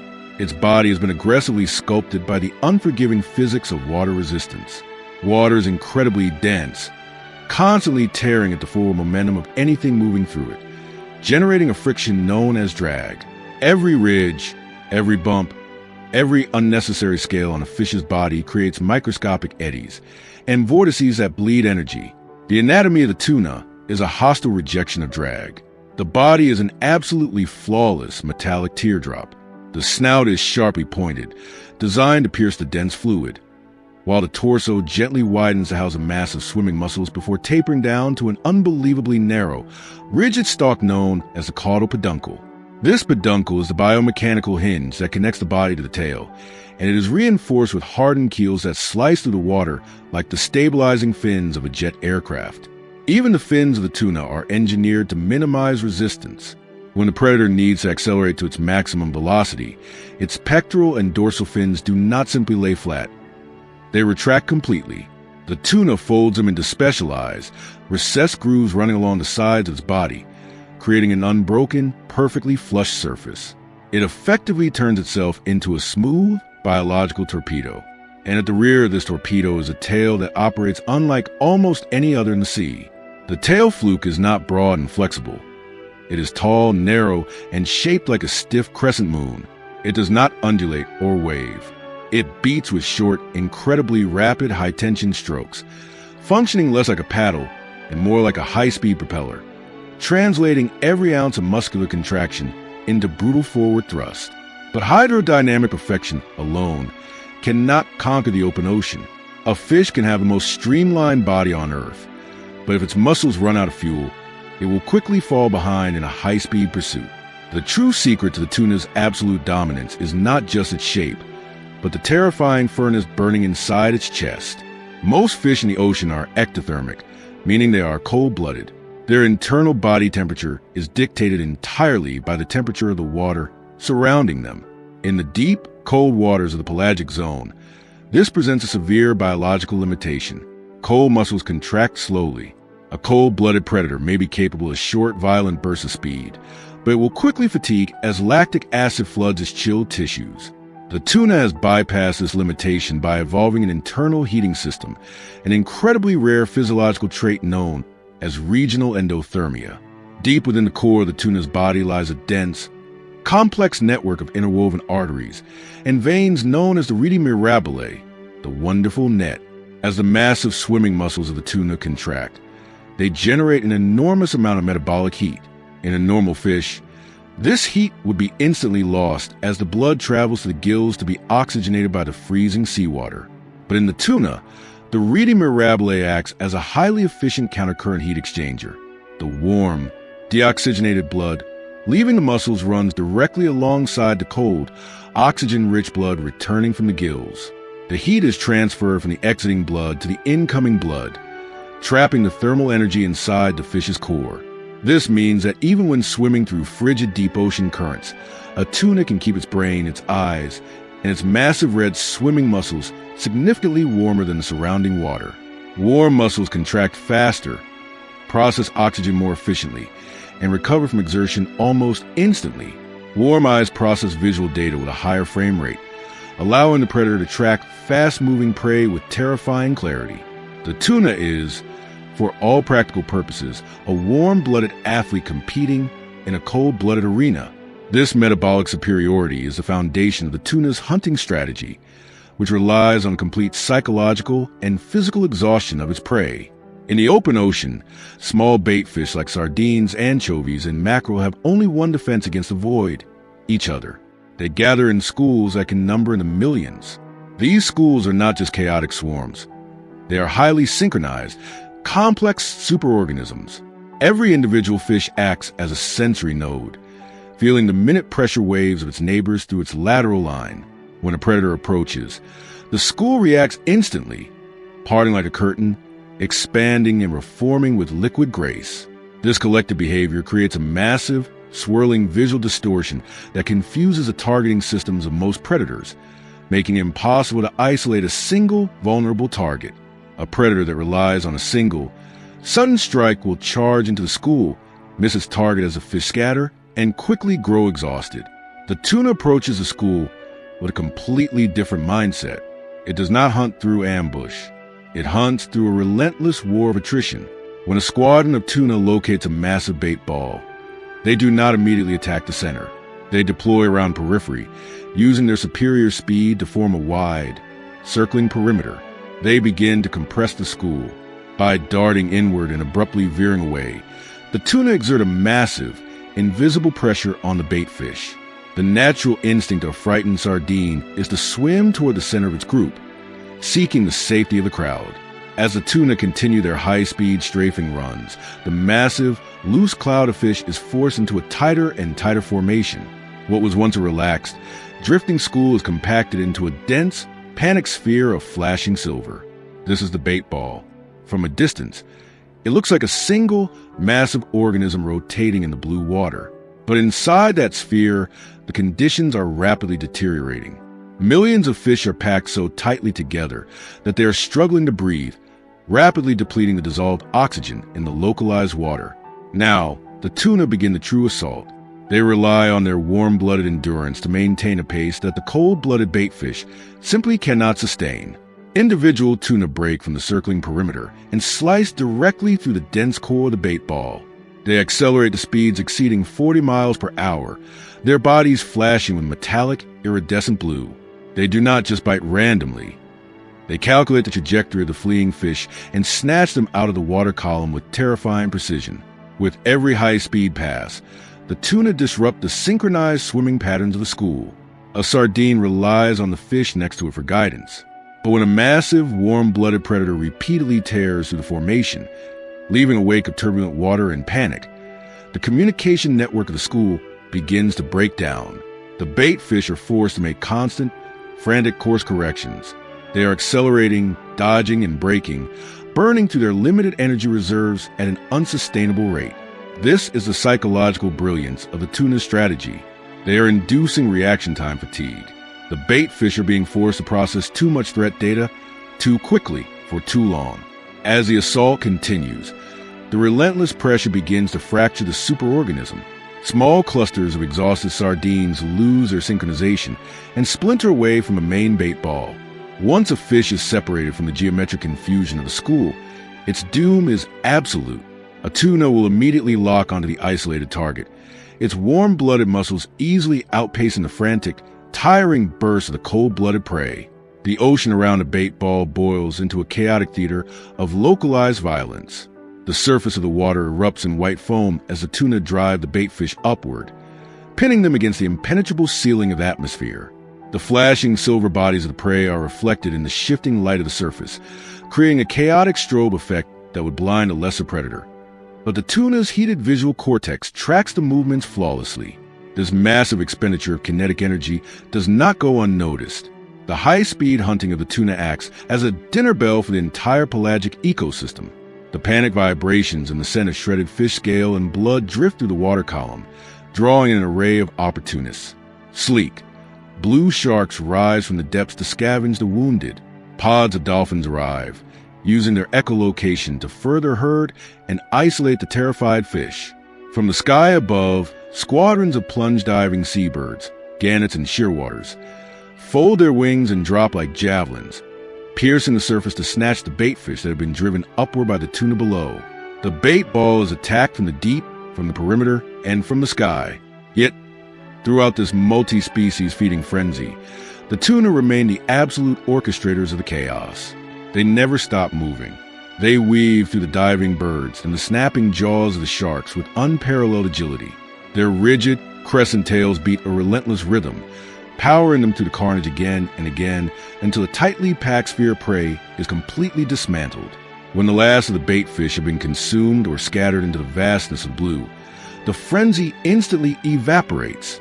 The seabirds lift off the water, their heavy bellies full. The sharks sink back into the dim twilight of the depths. The ocean, which just moments before was a churning cauldron of absolute panic and explosive violence, returns to its baseline state of silent, empty blue. But the tuna do not rest. They cannot rest. The evolutionary adaptations that make the tuna the ultimate pursuit predator come with a profound, unforgiving cost. In order to fuel their massive, warm-blooded muscles and process the enormous amount of oxygen required for their high-speed lifestyle, tuna have lost the ability to actively pump water over their gills. Unlike a reef fish that can hover motionless in a cave, or a shark that can rest on a sandy bottom, the tuna is a victim of its own hydrodynamic design. They are obligate ram ventilators. This means that the only way they can breathe is by constantly swimming forward with their mouths slightly open, forcing the oxygen-rich seawater to crash over their gill filaments. If a tuna stops swimming, even for a few minutes, it will suffocate. Their entire existence is defined by perpetual, unbreakable forward motion. From the moment they hatch from a microscopic egg in the open water until the day they die, they will never stop moving. They will cross entire oceans, following the subtle shifts in temperature and the massive migrations of baitfish, driven by a metabolic furnace that demands constant fuel. To look into the featureless void of the pelagic ocean is to look into a world that tolerates no weakness and offers no quarter. It is an environment where survival is measured entirely in velocity and endurance. In this endless blue desert, the tuna reigns supreme not because it is the largest, nor because it possesses the sharpest teeth. It rules because it has weaponized its own physiology.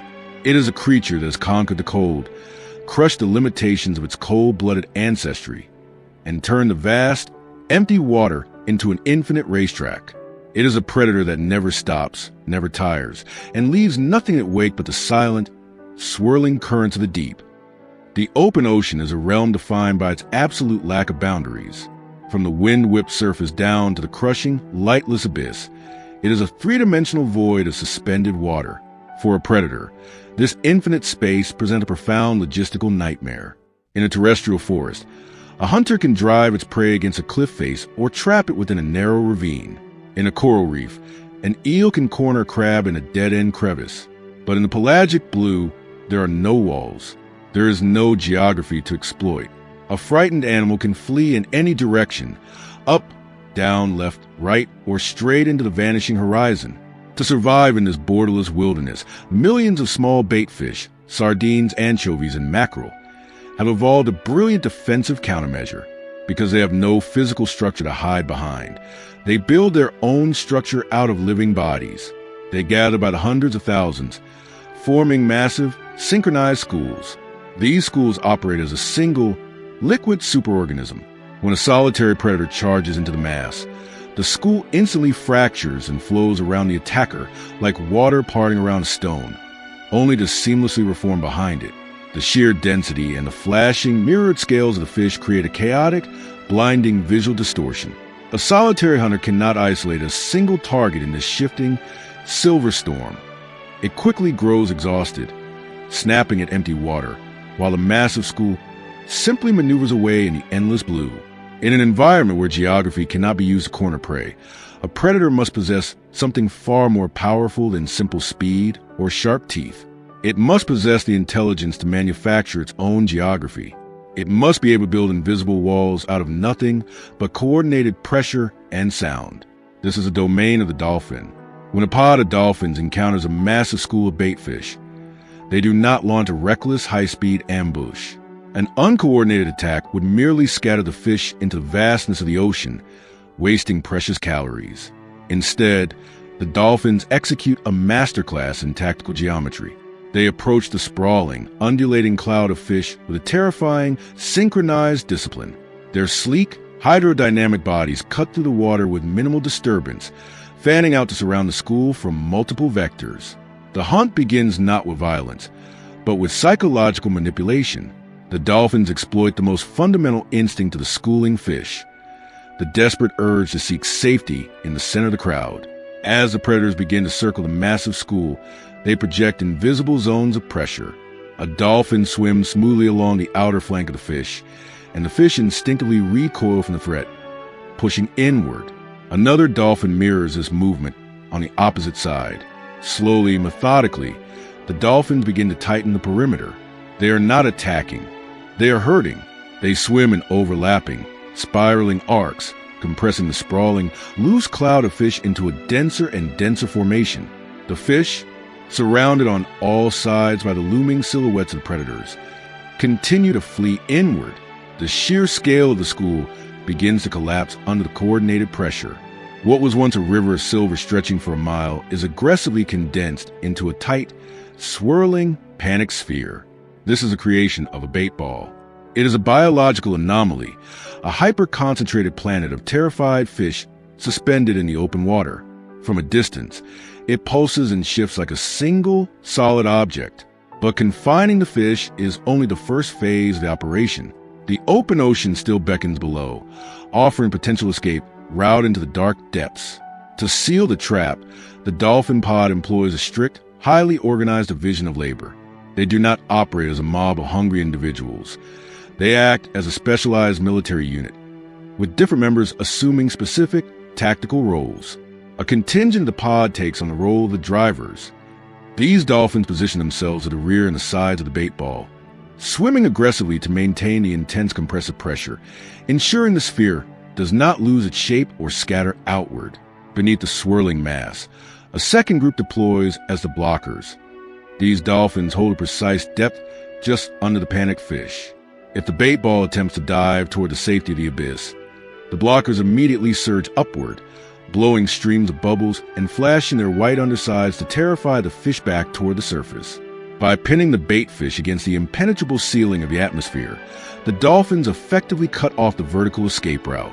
The fish are now completely trapped. They are not enclosed by rocks or nets, but by a living, breathing cage. The open ocean has been transformed into a highly controlled, inescapable arena. Inside the bait ball, the conditions are a blinding, chaotic nightmare. Hundreds of thousands of panicked fish are packed so tightly that they are colliding with one another. The frantic beating of millions of tiny tails whips the water into a frothy, oxygen-depleted frenzy. Sunlight striking the mass shatters into a blinding strobe light of flashing silver scales. To a predator relying purely on vision, this swirling vortex of mirrors is completely overwhelming. The eye cannot lock onto a single target. It is paralyzed by sensory overload. But the dolphins do not need to see the fish to kill them. They perceive the ocean through a sensory system that easily pierces the visual chaos. Echolocation. Hidden within the rounded forehead of the dolphin is the melon, an organ composed of specialized acoustic fats. As the dolphin circles the bait ball, it generates rapid bursts of high-frequency clicks deep within its nasal passages. These clicks are focused by the melon into a directional, acoustic beam and fired into the churning mass of fish. When these sound waves strike the bodies, swim bladders, and even the skeletons of the bait fish, They bounce back as echoes. The returning acoustic data is received by the dolphin's fat-filled lower jaw, which channels the vibrations directly to the inner ear and into an incredibly advanced auditory cortex. The dolphin's brain processes these echoes with a speed and resolution that borders on the miraculous. Through sound alone, the dolphin creates a perfectly rendered, three-dimensional map of the chaos. It does not see a confusing flash of silver. It sees the exact position, speed, and trajectory of every individual fish within the sphere. This acoustic vision allows the dolphins to execute their feeding passes with clinical, devastating precision. A hunter breaks from the perimeter and darts straight into the dense core of the bait ball. It is not snapping wildly in the dark. Guided by its biological sonar, it targets specific fish, snatching them out of the swirling mass one by one. The feeding passes are incredibly fast, but they are never reckless. The striking dolphin captures its prey, slices cleanly through to the other side, and seamlessly reassumes its position in the perimeter, allowing another member of the pod to take its turn. It is a rotating conveyor belt to control violence. Every member of the pod gets an opportunity to feed, while the overall structure of the living cage is strictly maintained. The sheer amount of kinetic and acoustic energy generated by this coordinated assault acts as a beacon, ringing out across the empty miles of pelagic zone. The ocean is quick to answer. The bait ball, carefully constructed by the dolphins, suddenly attracts the scavengers and opportunists of the deep. Massive, torpedo-shaped tuna arrive, tearing into the edges of the sphere with warm-blooded velocity. Sleek, oceanic sharks rise from the darker waters below, their dead eyes rolling back as they blindly gorge on the densely packed fish. From the sky, a blizzard of seabirds, gannets and boobies, plunge into the water like a rain of arrows, leaving streaks of white bubbles as they snatch fish from the upper layers of the bait ball. The ocean transforms into a multi-species feeding frenzy, a boiling cauldron of pure survival and death. Yet, amidst the diving birds, the thrashing sharks, and the blinding chaos, the dolphins remain the absolute masters of the event. They do not panic, and they do not lose cohesion. They use their echolocation not just to track the bait fish, but to continuously track one another. They exchange a complex, high-speed dialogue of whistles and pulse calls, constantly adjusting their perimeter to account for the intruding sharks and the shifting dynamics of the water. They manage the chaos, maintaining the pressure on the bait ball until the very last possible calorie has been extracted. This behavior is not simply a display of brute force. It is a profound demonstration of non-human culture. The intricate tactics required to build and maintain a bait ball, the precise timing, the division of labor, the acoustic communication, are not hardwired into the dolphin's DNA. A newborn calf does not know how to be a driver or a blocker. This is inherited knowledge, passed down through generations. Young dolphins swim on the periphery of the hunt, watching, listening, and learning the complex geometry of the attack. They are taught how to read the currents, how to anticipate the movement of the fish, and how to build walls out of empty water. Eventually, the relentless pressure takes its toll. The sheer numbers of the bait fish are violently depleted. The dense, protective structure of the school finally collapses, and the surviving fish scatter in 1,000 different directions, dissolving back into the endless blue. The hunt is over. The sharks sink back into the depths. The seabirds rest on the surface, preening their feathers. The dolphins, their high metabolism engines refueled, regroup and begin to move on. They cruise effortlessly through the water, their sleek bodies perfectly aligned, their clicks and whistles echoing out into vast, featureless void ahead. They leave no trace of the architecture they built. There are no ruins to mark the site of the slaughter, no physical evidence of the cage they constructed. They are the supreme architects of the open ocean, creatures that have realized that in a world without boundaries, true power lies in the ability to manufacture control through pure, synchronized intelligence. They do not adapt to the physical limitations of their environment. They use sound, cooperation, and mind to bend the ocean to their will. To descend into the vibrant, sun-drenched architecture of a tropical coral reef is to enter an ecosystem entirely obsessed with the physics of speed and the art of evasion. The reef is a chaotic, three-dimensional metropolis, a towering labyrinth of calcium carbonate spires, dark crevices, and branching corridors. Within this crowded real estate, every single resident is locked in a perpetual, high-speed arms race. Survival here is generally dictated by a very simple binary. You must either be fast enough to outrun the jaws of a predator, or you must be perfectly camouflaged, melting into the intricate background of coral to avoid detection in the first place. You see this in the frantic, silver flashes of schooling fish darting through the surge. You see it in the streamlined, torpedo-like bodies of the reef sharks that patrol the perimeters. You see it in the moray eels that strike like coiled springs from the shadows. In this environment, hesitation is a fatal flaw, and to be slow is to invite an immediate violent death. But nature is a realm of endless, fascinating contradictions. Drifting through the very heart of this high-velocity kill zone is a creature that seems to violently reject every established rule of reef survival. It does not possess the sleek, hydrodynamic profile of a hunter. It lacks the sweeping, crescent tail required for explosive acceleration. Instead, its body is distinctly rounded, almost comical in its proportions. It moves with a deliberate, unhurried, almost leisurely rhythm, propelled only by the gentle, fluttering beats of its translucent, oversized pectoral fins. It hovers above the jagged coral heads like a miniature, untethered blimp, making no effort to hide, making no effort to flee. To an inexperienced observer, and certainly to a hungry predator scanning the reef for a moment of weakness, the pufferfish appears to be a biological mistake. It looks like an extraordinarily vulnerable, floating target, a slow-moving package of calories practically begging to be consumed. But evolution does not make mistakes of this magnitude. The pufferfish is not a victim waiting to happen. It is a highly specialized biological engineer that has solved the terrifying equation of predation not through the expenditure of kinetic energy, but through the instantaneous manipulation of structural geometry. To fully grasp the brilliance of the pufferfish's survival strategy, you must first understand the brutal mechanics of how death typically occurs on a coral reef. Most predatory fish do not hunt by running their prey down and chewing them to pieces. Fish do not have hands to hold their food, and chewing underwater is incredibly inefficient. Instead, they rely on a process known as suction feeding. When a grouper or a snapper locks onto a target, it closes a distance and then violently, explosively expands its buccal cavity, the interior of its mouth and throat. This massive, sudden expansion creates a catastrophic drop in water pressure inside the predator's mouth. The surrounding ocean, carrying the helpless prey with it, rushes in to fill the vacuum. The prey is essentially inhaled whole, swept past the crushing jaws and directly into the digestive tract in a fraction of a second. This method of predation is flawlessly efficient, but it relies entirely on one critical geometric assumption. The prey must be small enough to physically pass through the predator's open mouth and down its throat. The pufferfish understands this limitation. It has built its entire evolutionary existence around exploiting that single mechanical bottleneck. It does not try to outswim the vacuum.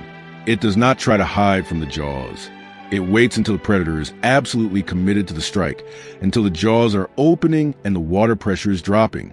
And in that terrifying terminal fraction of a second, the pufferfish initiates one of the most miraculous and violent physical transformations in the animal kingdom.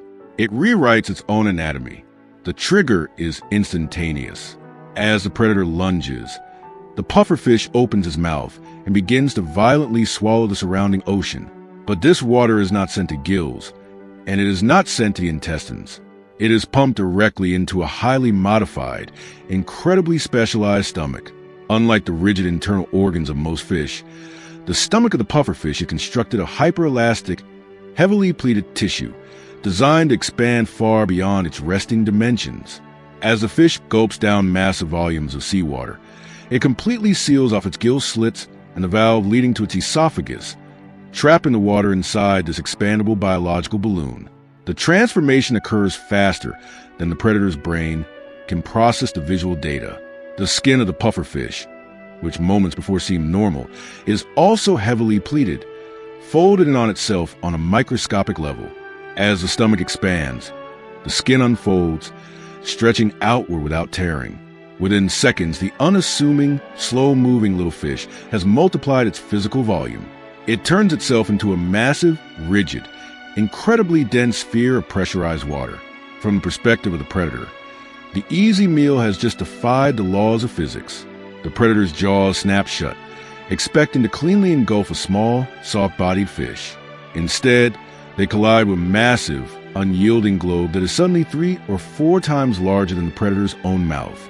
The geometric assumption of suction feeding has been completely shattered. The pufferfish has literally engineered itself into an unswallowable object. But sheer volume is only the first layer of this impenetrable defense.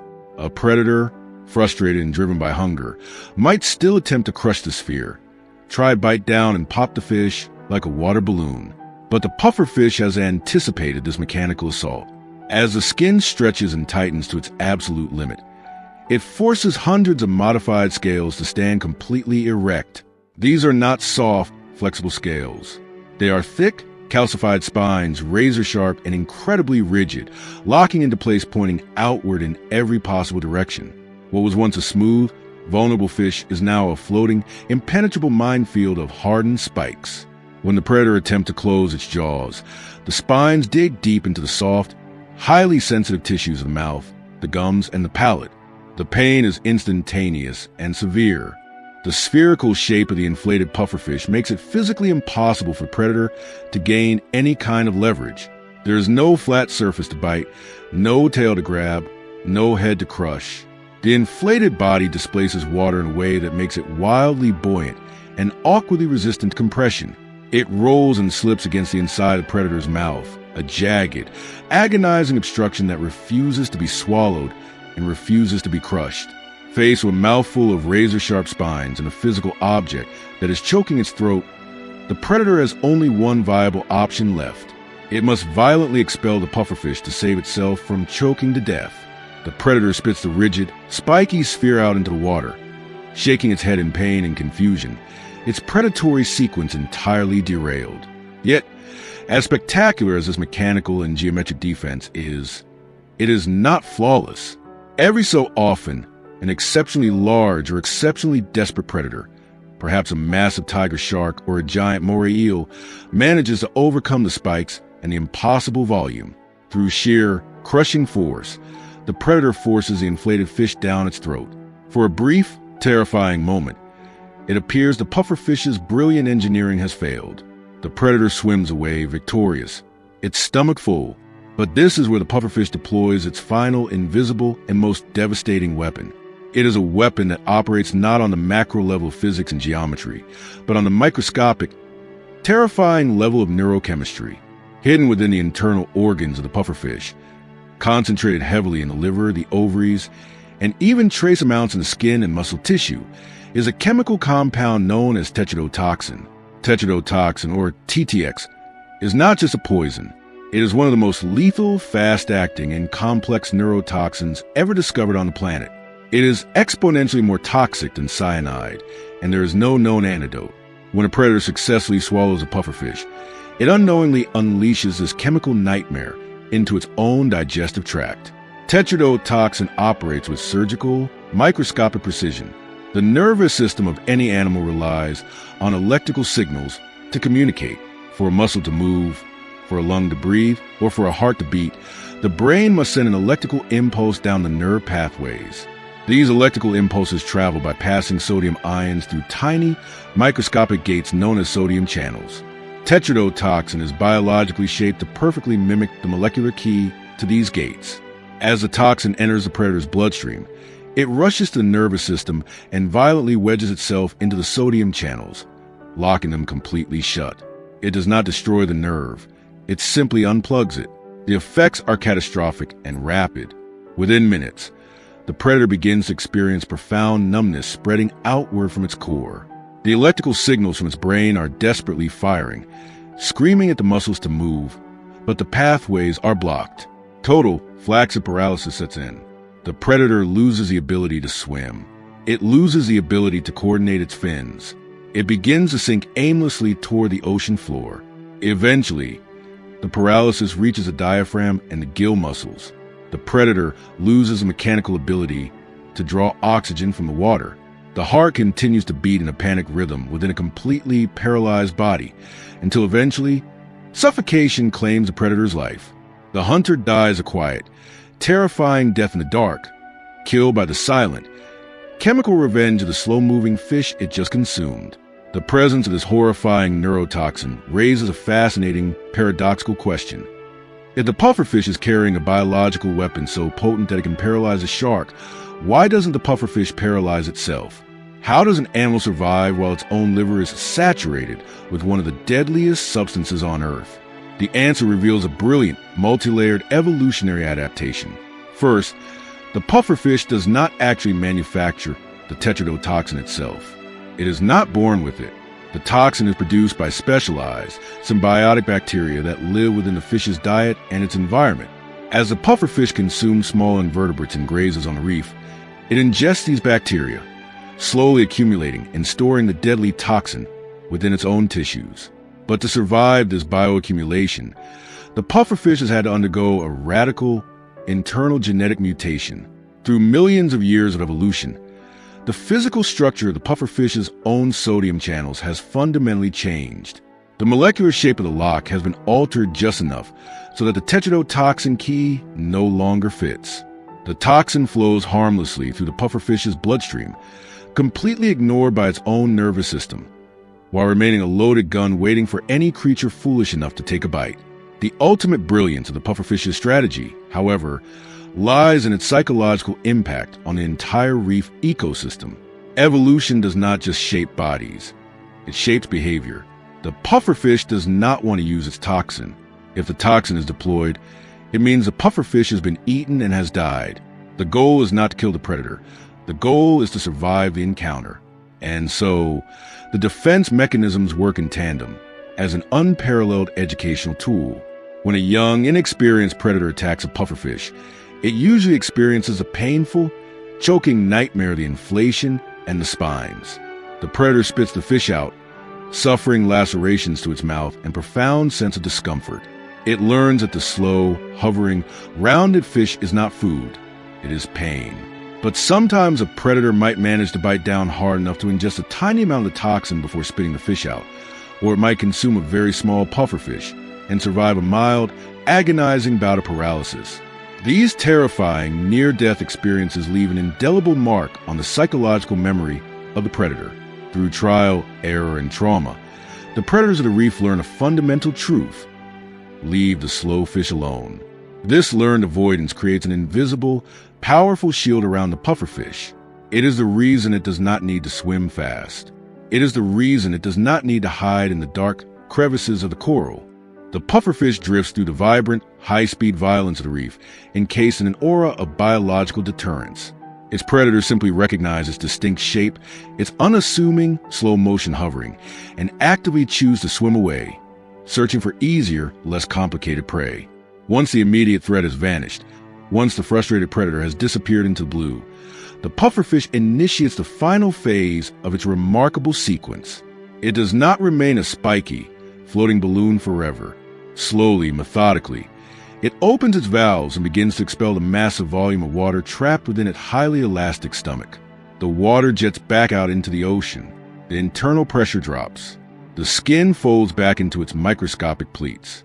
The razor-sharp, calcified spines flatten harmlessly against the sides of its body. The massive, impenetrable sphere shrinks, deflating back into the unassuming, slightly comical shape of the wandering fish. It resumes its slow, deliberate flutter above the coral heads. It returns to its leisurely grazing, picking tiny invertebrates from the limestone architecture. The frenetic, high-speed ecosystem of the reef continues to swirl around it. The sharks patrol. The silverfish dart in panic. The endless game of speed and camouflage rages on. But the pufferfish remains untouched, drifting quietly above the fray. It stands as a profound testament to the boundless creativity of natural selection. It is a creature that looked at the unforgiving, high-velocity rules of survival on the reef and chose not to play the game. Instead, it solved the problem through engineering. It turned water into armor. It turned its own body into a mechanical impossibility.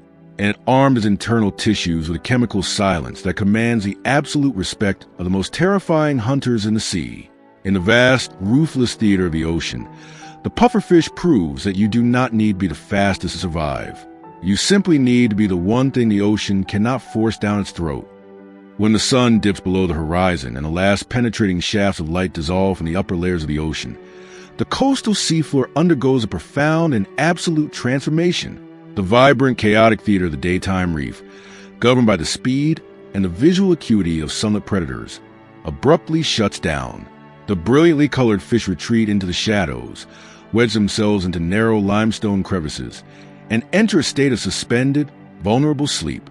The ocean loses its geometry of color and light, transitioning into a monochrome void. But the seafloor does not sleep. As the visual hunters retreat, an entirely different civilization awakens. This is the Empire of the Night, a world ruled not by sight, but by chemistry, vibration, and tactile awareness.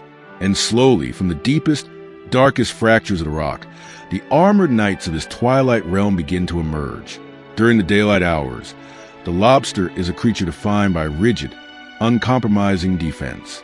It is a biological fortress, a heavily armored tank wedged deep within the protective geometry of a stone crevice. Its entire body is encased in a thick, calcified exoskeleton, a suit of interlocking plates and defensive spines designed to repel the crushing jaws of groupers and the tearing teeth of reef sharks. The massive claws are folded tightly against its face, sealing the entrance to its rocky sanctuary. Throughout the day, it is virtually immovable, trading mobility for the absolute security of impenetrable armor and solid rock. It waits in the shadows, an inert statue of calcium carbonate, letting the frantic, sunlit world burn itself out above.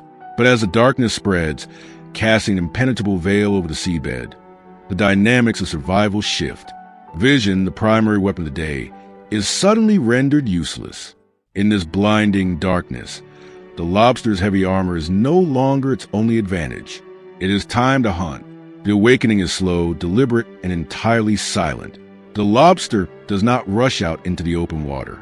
Instead, it begins its nocturnal campaign by deploying its primary sensory apparatus. Slowly, it extends two incredibly long, whip-like antennae outward from its head, sweeping them through the pitch-black water in wide, deliberate arcs.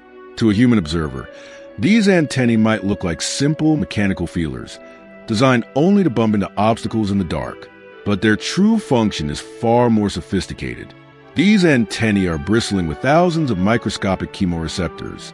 They are highly advanced biological sensors, capable of reading the ocean's invisible molecular currents. Where we see an empty, dark expanse of water, the lobster perceives a rich, three-dimensional tapestry of chemical information. The ocean is not simply a void. It is a flowing river of scent. Every living creature exudes a chemical signature. Every dying organism releases the molecules of decomposition. As the ocean currents drift through the rocky terrain, they carry these invisible threads of information. The sweeping antennae of the lobster catch these molecules, instantly decoding their origins. The lobster can smell the exact location of a wounded fish bleeding on the sand. It can detect the subtle amino acid trail of a snail crawling across a nearby boulder. It maps the topography of the dark not through light, but through precise, directional gradients of scent. Once a promising chemical trail is locked in, the lobster finally breaks the threshold of its sanctuary. It steps out onto the exposed sediment, moving with a calculated, terrifying caution. Despite its heavy armor, it does not move with the clumsy arrogance of an invulnerable creature. It possesses a deep, instinctual awareness that the night, while hiding its movements, also hides its predators.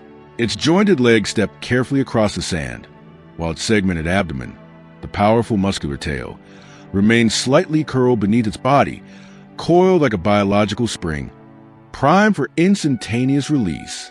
Every movement is measured to minimize acoustic noise and water displacement. It is an armored ghost, creeping through the silent dark. As it follows the invisible trail of scent, the lobster extends the weapons that have made it one of the most successful benthic opportunists in the sea. Extending forward from its armored thorax are the chelae, the massive claws. These are not merely blunt instruments of defense. They are highly specialized, asymmetrical tools of destruction, exhibiting a brilliant evolutionary division of labor. If you look closely at a mature lobster, you will notice that the two claws are not identical. One is significantly larger, heavier, and entirely blunt. This is the crusher claw. It is powered by incredibly dense, slope-twitch muscle fibers, capable of generating an astonishing amount of hydraulic pressure. The crusher is designed for pure, catastrophic mechanical leverage. It is a biological vice grip, engineered specifically to crack open the heavy calcium vaults of clams, shatter the shells of sea snails, and splinter the bones of fallen fish. The opposite claw is entirely different. It is narrower, lighter, and lined with sharp, deeply serrated edges. This is the cutter claw. It is driven by fast-twitch muscle fibers, allowing for rapid, precise movements. Once the crusher claw has shattered the armor of the prey, exposing the soft, vulnerable tissue inside, the cutter claw takes over. It acts as a pair of surgical shears, slicing through muscle and connective tissue, cleanly dissecting the meal and passing the perfectly sized fragments back to the complex, multi-layered mouth parts. This dual weapon system reflects the lobster's role as the ultimate opportunistic scavenger and predator of the night. It cannot afford to specialize. The ocean at night is unpredictable, and calories must be extracted wherever they are found. A lobster will actively hunt slow-moving prey like worms, urchins, and small crustaceans, using its cutter claw to sever their limbs before they can retreat. But it is equally content to follow the scent of decay, arriving at the carcass of a dead fish drifting down from the pelagic zone above. It is a sanitation engineer of the reef, utilizing its specialized toolkit to dismantle anything that offers caloric energy. As the lobster navigates the chemical topography of the seabed, its antennae twitch, picking up a sudden, concentrated spike in the molecular gradient. The scent of a freshly deceased crab, a highly valuable source of protein and calcium, radiates strongly from a nearby depression in the sand. The lobster alters its course, accelerating its cautious march, moving upstream along the invisible chemical river. But the ocean is a crowded landscape, and a strong scent plume rarely attracts just one scavenger. As the lobster arrives at the prize, another set of sweeping antennae emerges from the gloom on the opposite side of the carcass. A rival has arrived. In this moment, the heavy armor and the massive claws take on a new purpose. The two lobsters freeze, their antennae touching briefly, instantly sizing each other up through chemical recognition and physical contact. The confrontation escalates quickly into a highly ritualized, heavily choreographed standoff. To engage in a fight to the death over a single meal is mathematically foolish. The risk of suffering a crushed limb or a cracked carapace is simply too high. A damaged shell is an open invitation to infection and predators. Therefore, the battle is fought through psychological intimidation. The defending lobster raises the front half of its body high off the sand, attempting to maximize its physical silhouette. It extends both of its massive claws outward and upward, displaying the sheer size of its weaponry. It sweeps its antennae aggressively. The challenger mirrors the terrifying posture. They circle the contested meal, engaging in a tense, silent waltz in the pitch black. They may step forward and lock their crusher claws together, engaging in a brief, hydraulic pushing match, testing the raw, muscular torque of their rival. It is a biological arm wrestle, a test of pure mechanical leverage. The weaker of the two quickly processes the power disparity. Realizing it is outmatched, the smaller lobster immediately disengages. It lowers its claws, flattens its body against the sand, and slowly backs away, surrendering the territory and retreating into the dark to search for an easier meal. The victor remains, its armor untouched, its weapons intact, and begins a slow, methodical process of dismantling the prize. Yet, despite its heavy armor and its devastating claws, the lobster is not at the top of the food chain. The night hides horrors that view the lobster not as an armored tank, but as a heavily packaged delicacy. Massive nurse sharks use their powerful suction to drag lobsters from their crevices. Giant Pacific octopuses, possessing the intelligence to outmaneuver the claws and the beak's strength to puncture the carapace, hunt the seabed like fluid, 8-armed phantoms. When a lobster's sweeping antennae detect the unmistakable, terrifying chemical signature of an approaching octopus, or when the lateral line of its shell feels the massive displacement of water from a shark's tail, the aggressive posturing instantly vanishes. Armor and claws are useless against overwhelming force. The lobster must rely on its ultimate, deeply concealed defense mechanism. Remember the heavily muscled, segmented abdomen that the lobster keeps curled tightly beneath its body as it walks. This is not just a tail, it is a biological propulsion engine. When the threat is imminent, the lobster triggers a massive, instantaneous contraction of these abdominal muscles. The broad, fan-like tail slams violently downward and forward against the water, The sheer kinetic force of this contraction propels the entire, heavily armored animal backward through the water column at explosive speed. This is a tail flip escape response. In a fraction of a second, the lobster can launch itself several feet backward, completely clearing the strike zone of the predator. Because the lobster's eyes and antennae are pointed forward, it can maintain visual and chemical contact with the threat as it rockets backward into the darkness. With a series of rapid, successive tail contractions, it can cover significant distances, launching itself into the water column and guiding its heavy body toward the safety of a rocky overhang or a deep, inaccessible crevice, leaving the frustrated predator biting at empty sand. It is a perfect system of defense. Heavy armor for passive protection, devastating claws for deterrence, and explosive backward velocity for absolute emergencies. To look at a fully grown lobster is to look at a creature that seems virtually invincible, a master of its dark domain. But this invincibility is a fragile, temporary illusion. The greatest threat to the lobster's existence does not come from the jaws of a shark or the tentacles of an octopus. The greatest terror comes from within. It is a vulnerability mandated by the very nature of its own biology. Like all arthropods, the lobster is imprisoned within its own armor. The calcium carbonate exoskeleton is dead, rigid tissue. It cannot stretch. It cannot grow. As the soft, living flesh of the lobster consumes calories and expands, it eventually begins to run out of room inside its shell. The armor becomes a claustrophobic, crushing cage. If the lobster is to survive, if it is to grow larger and stronger, it must perform one of the most agonizing, terrifying, and dangerous biological processes in the natural world. It must molt. The process begins long before the physical shell is shed.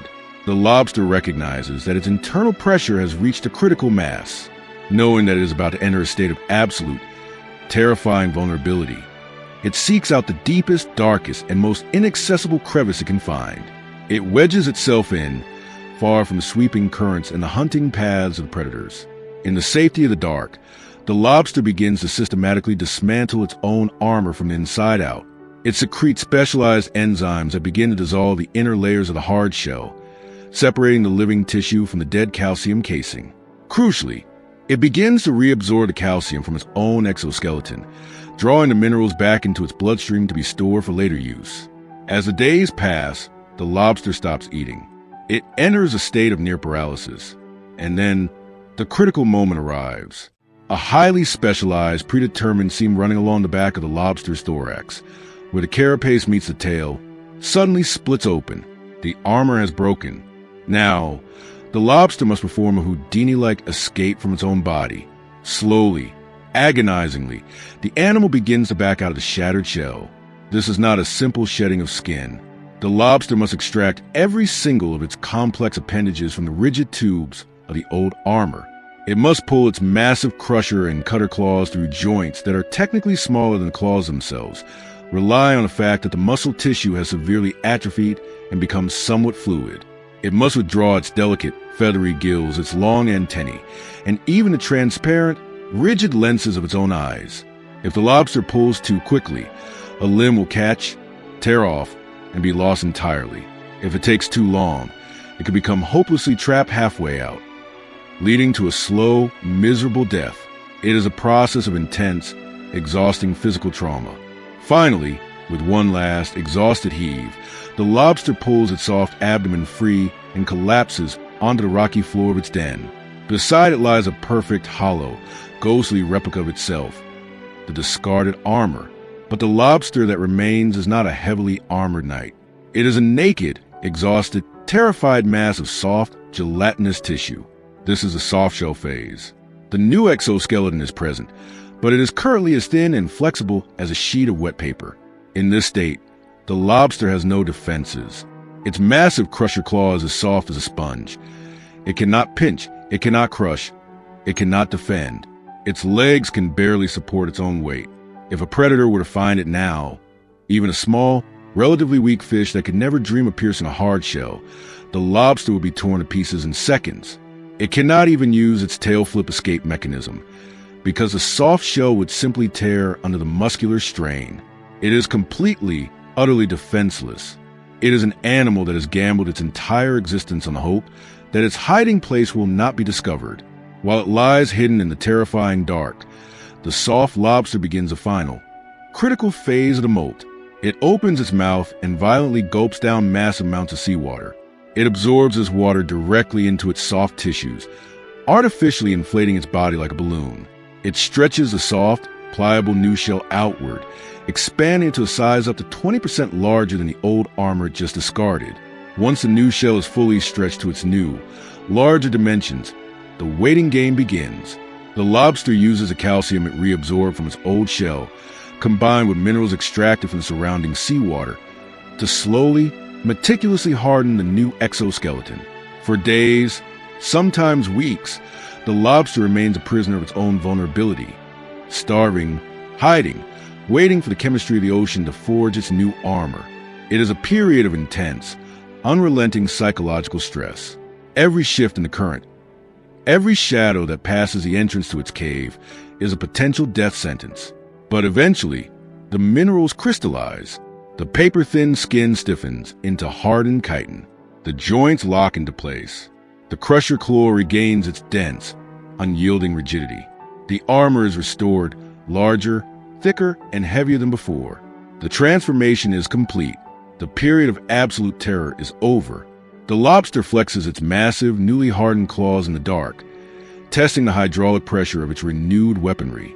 It stretches its long antennae outward, letting the chemical current of the ocean wash over its sensors once again. As the sun sets and the visual world above shuts down, the armored knight steps out from the shadows. It resumes its slow, deliberate march across the sediment, an unstoppable force of leverage and instinct. It is a creature defined by a terrifying, beautiful contradiction. It is the absolute master of the night, a heavily armored, devastatingly armed predator that rules the dark topography of the seabed. But it rules with the quiet, lingering knowledge that true strength is only temporary, that every period of invincibility is eventually paid for with a period of agonizing, absolute exposure. It walks through the dark, waiting for the scent of the next meal, surviving the present, while the inevitable countdown to its next terrifying vulnerability silently ticks away inside its rigid, beautiful shell. The ocean still holds countless secrets, and we are only just beginning to scratch the surface of the abyss.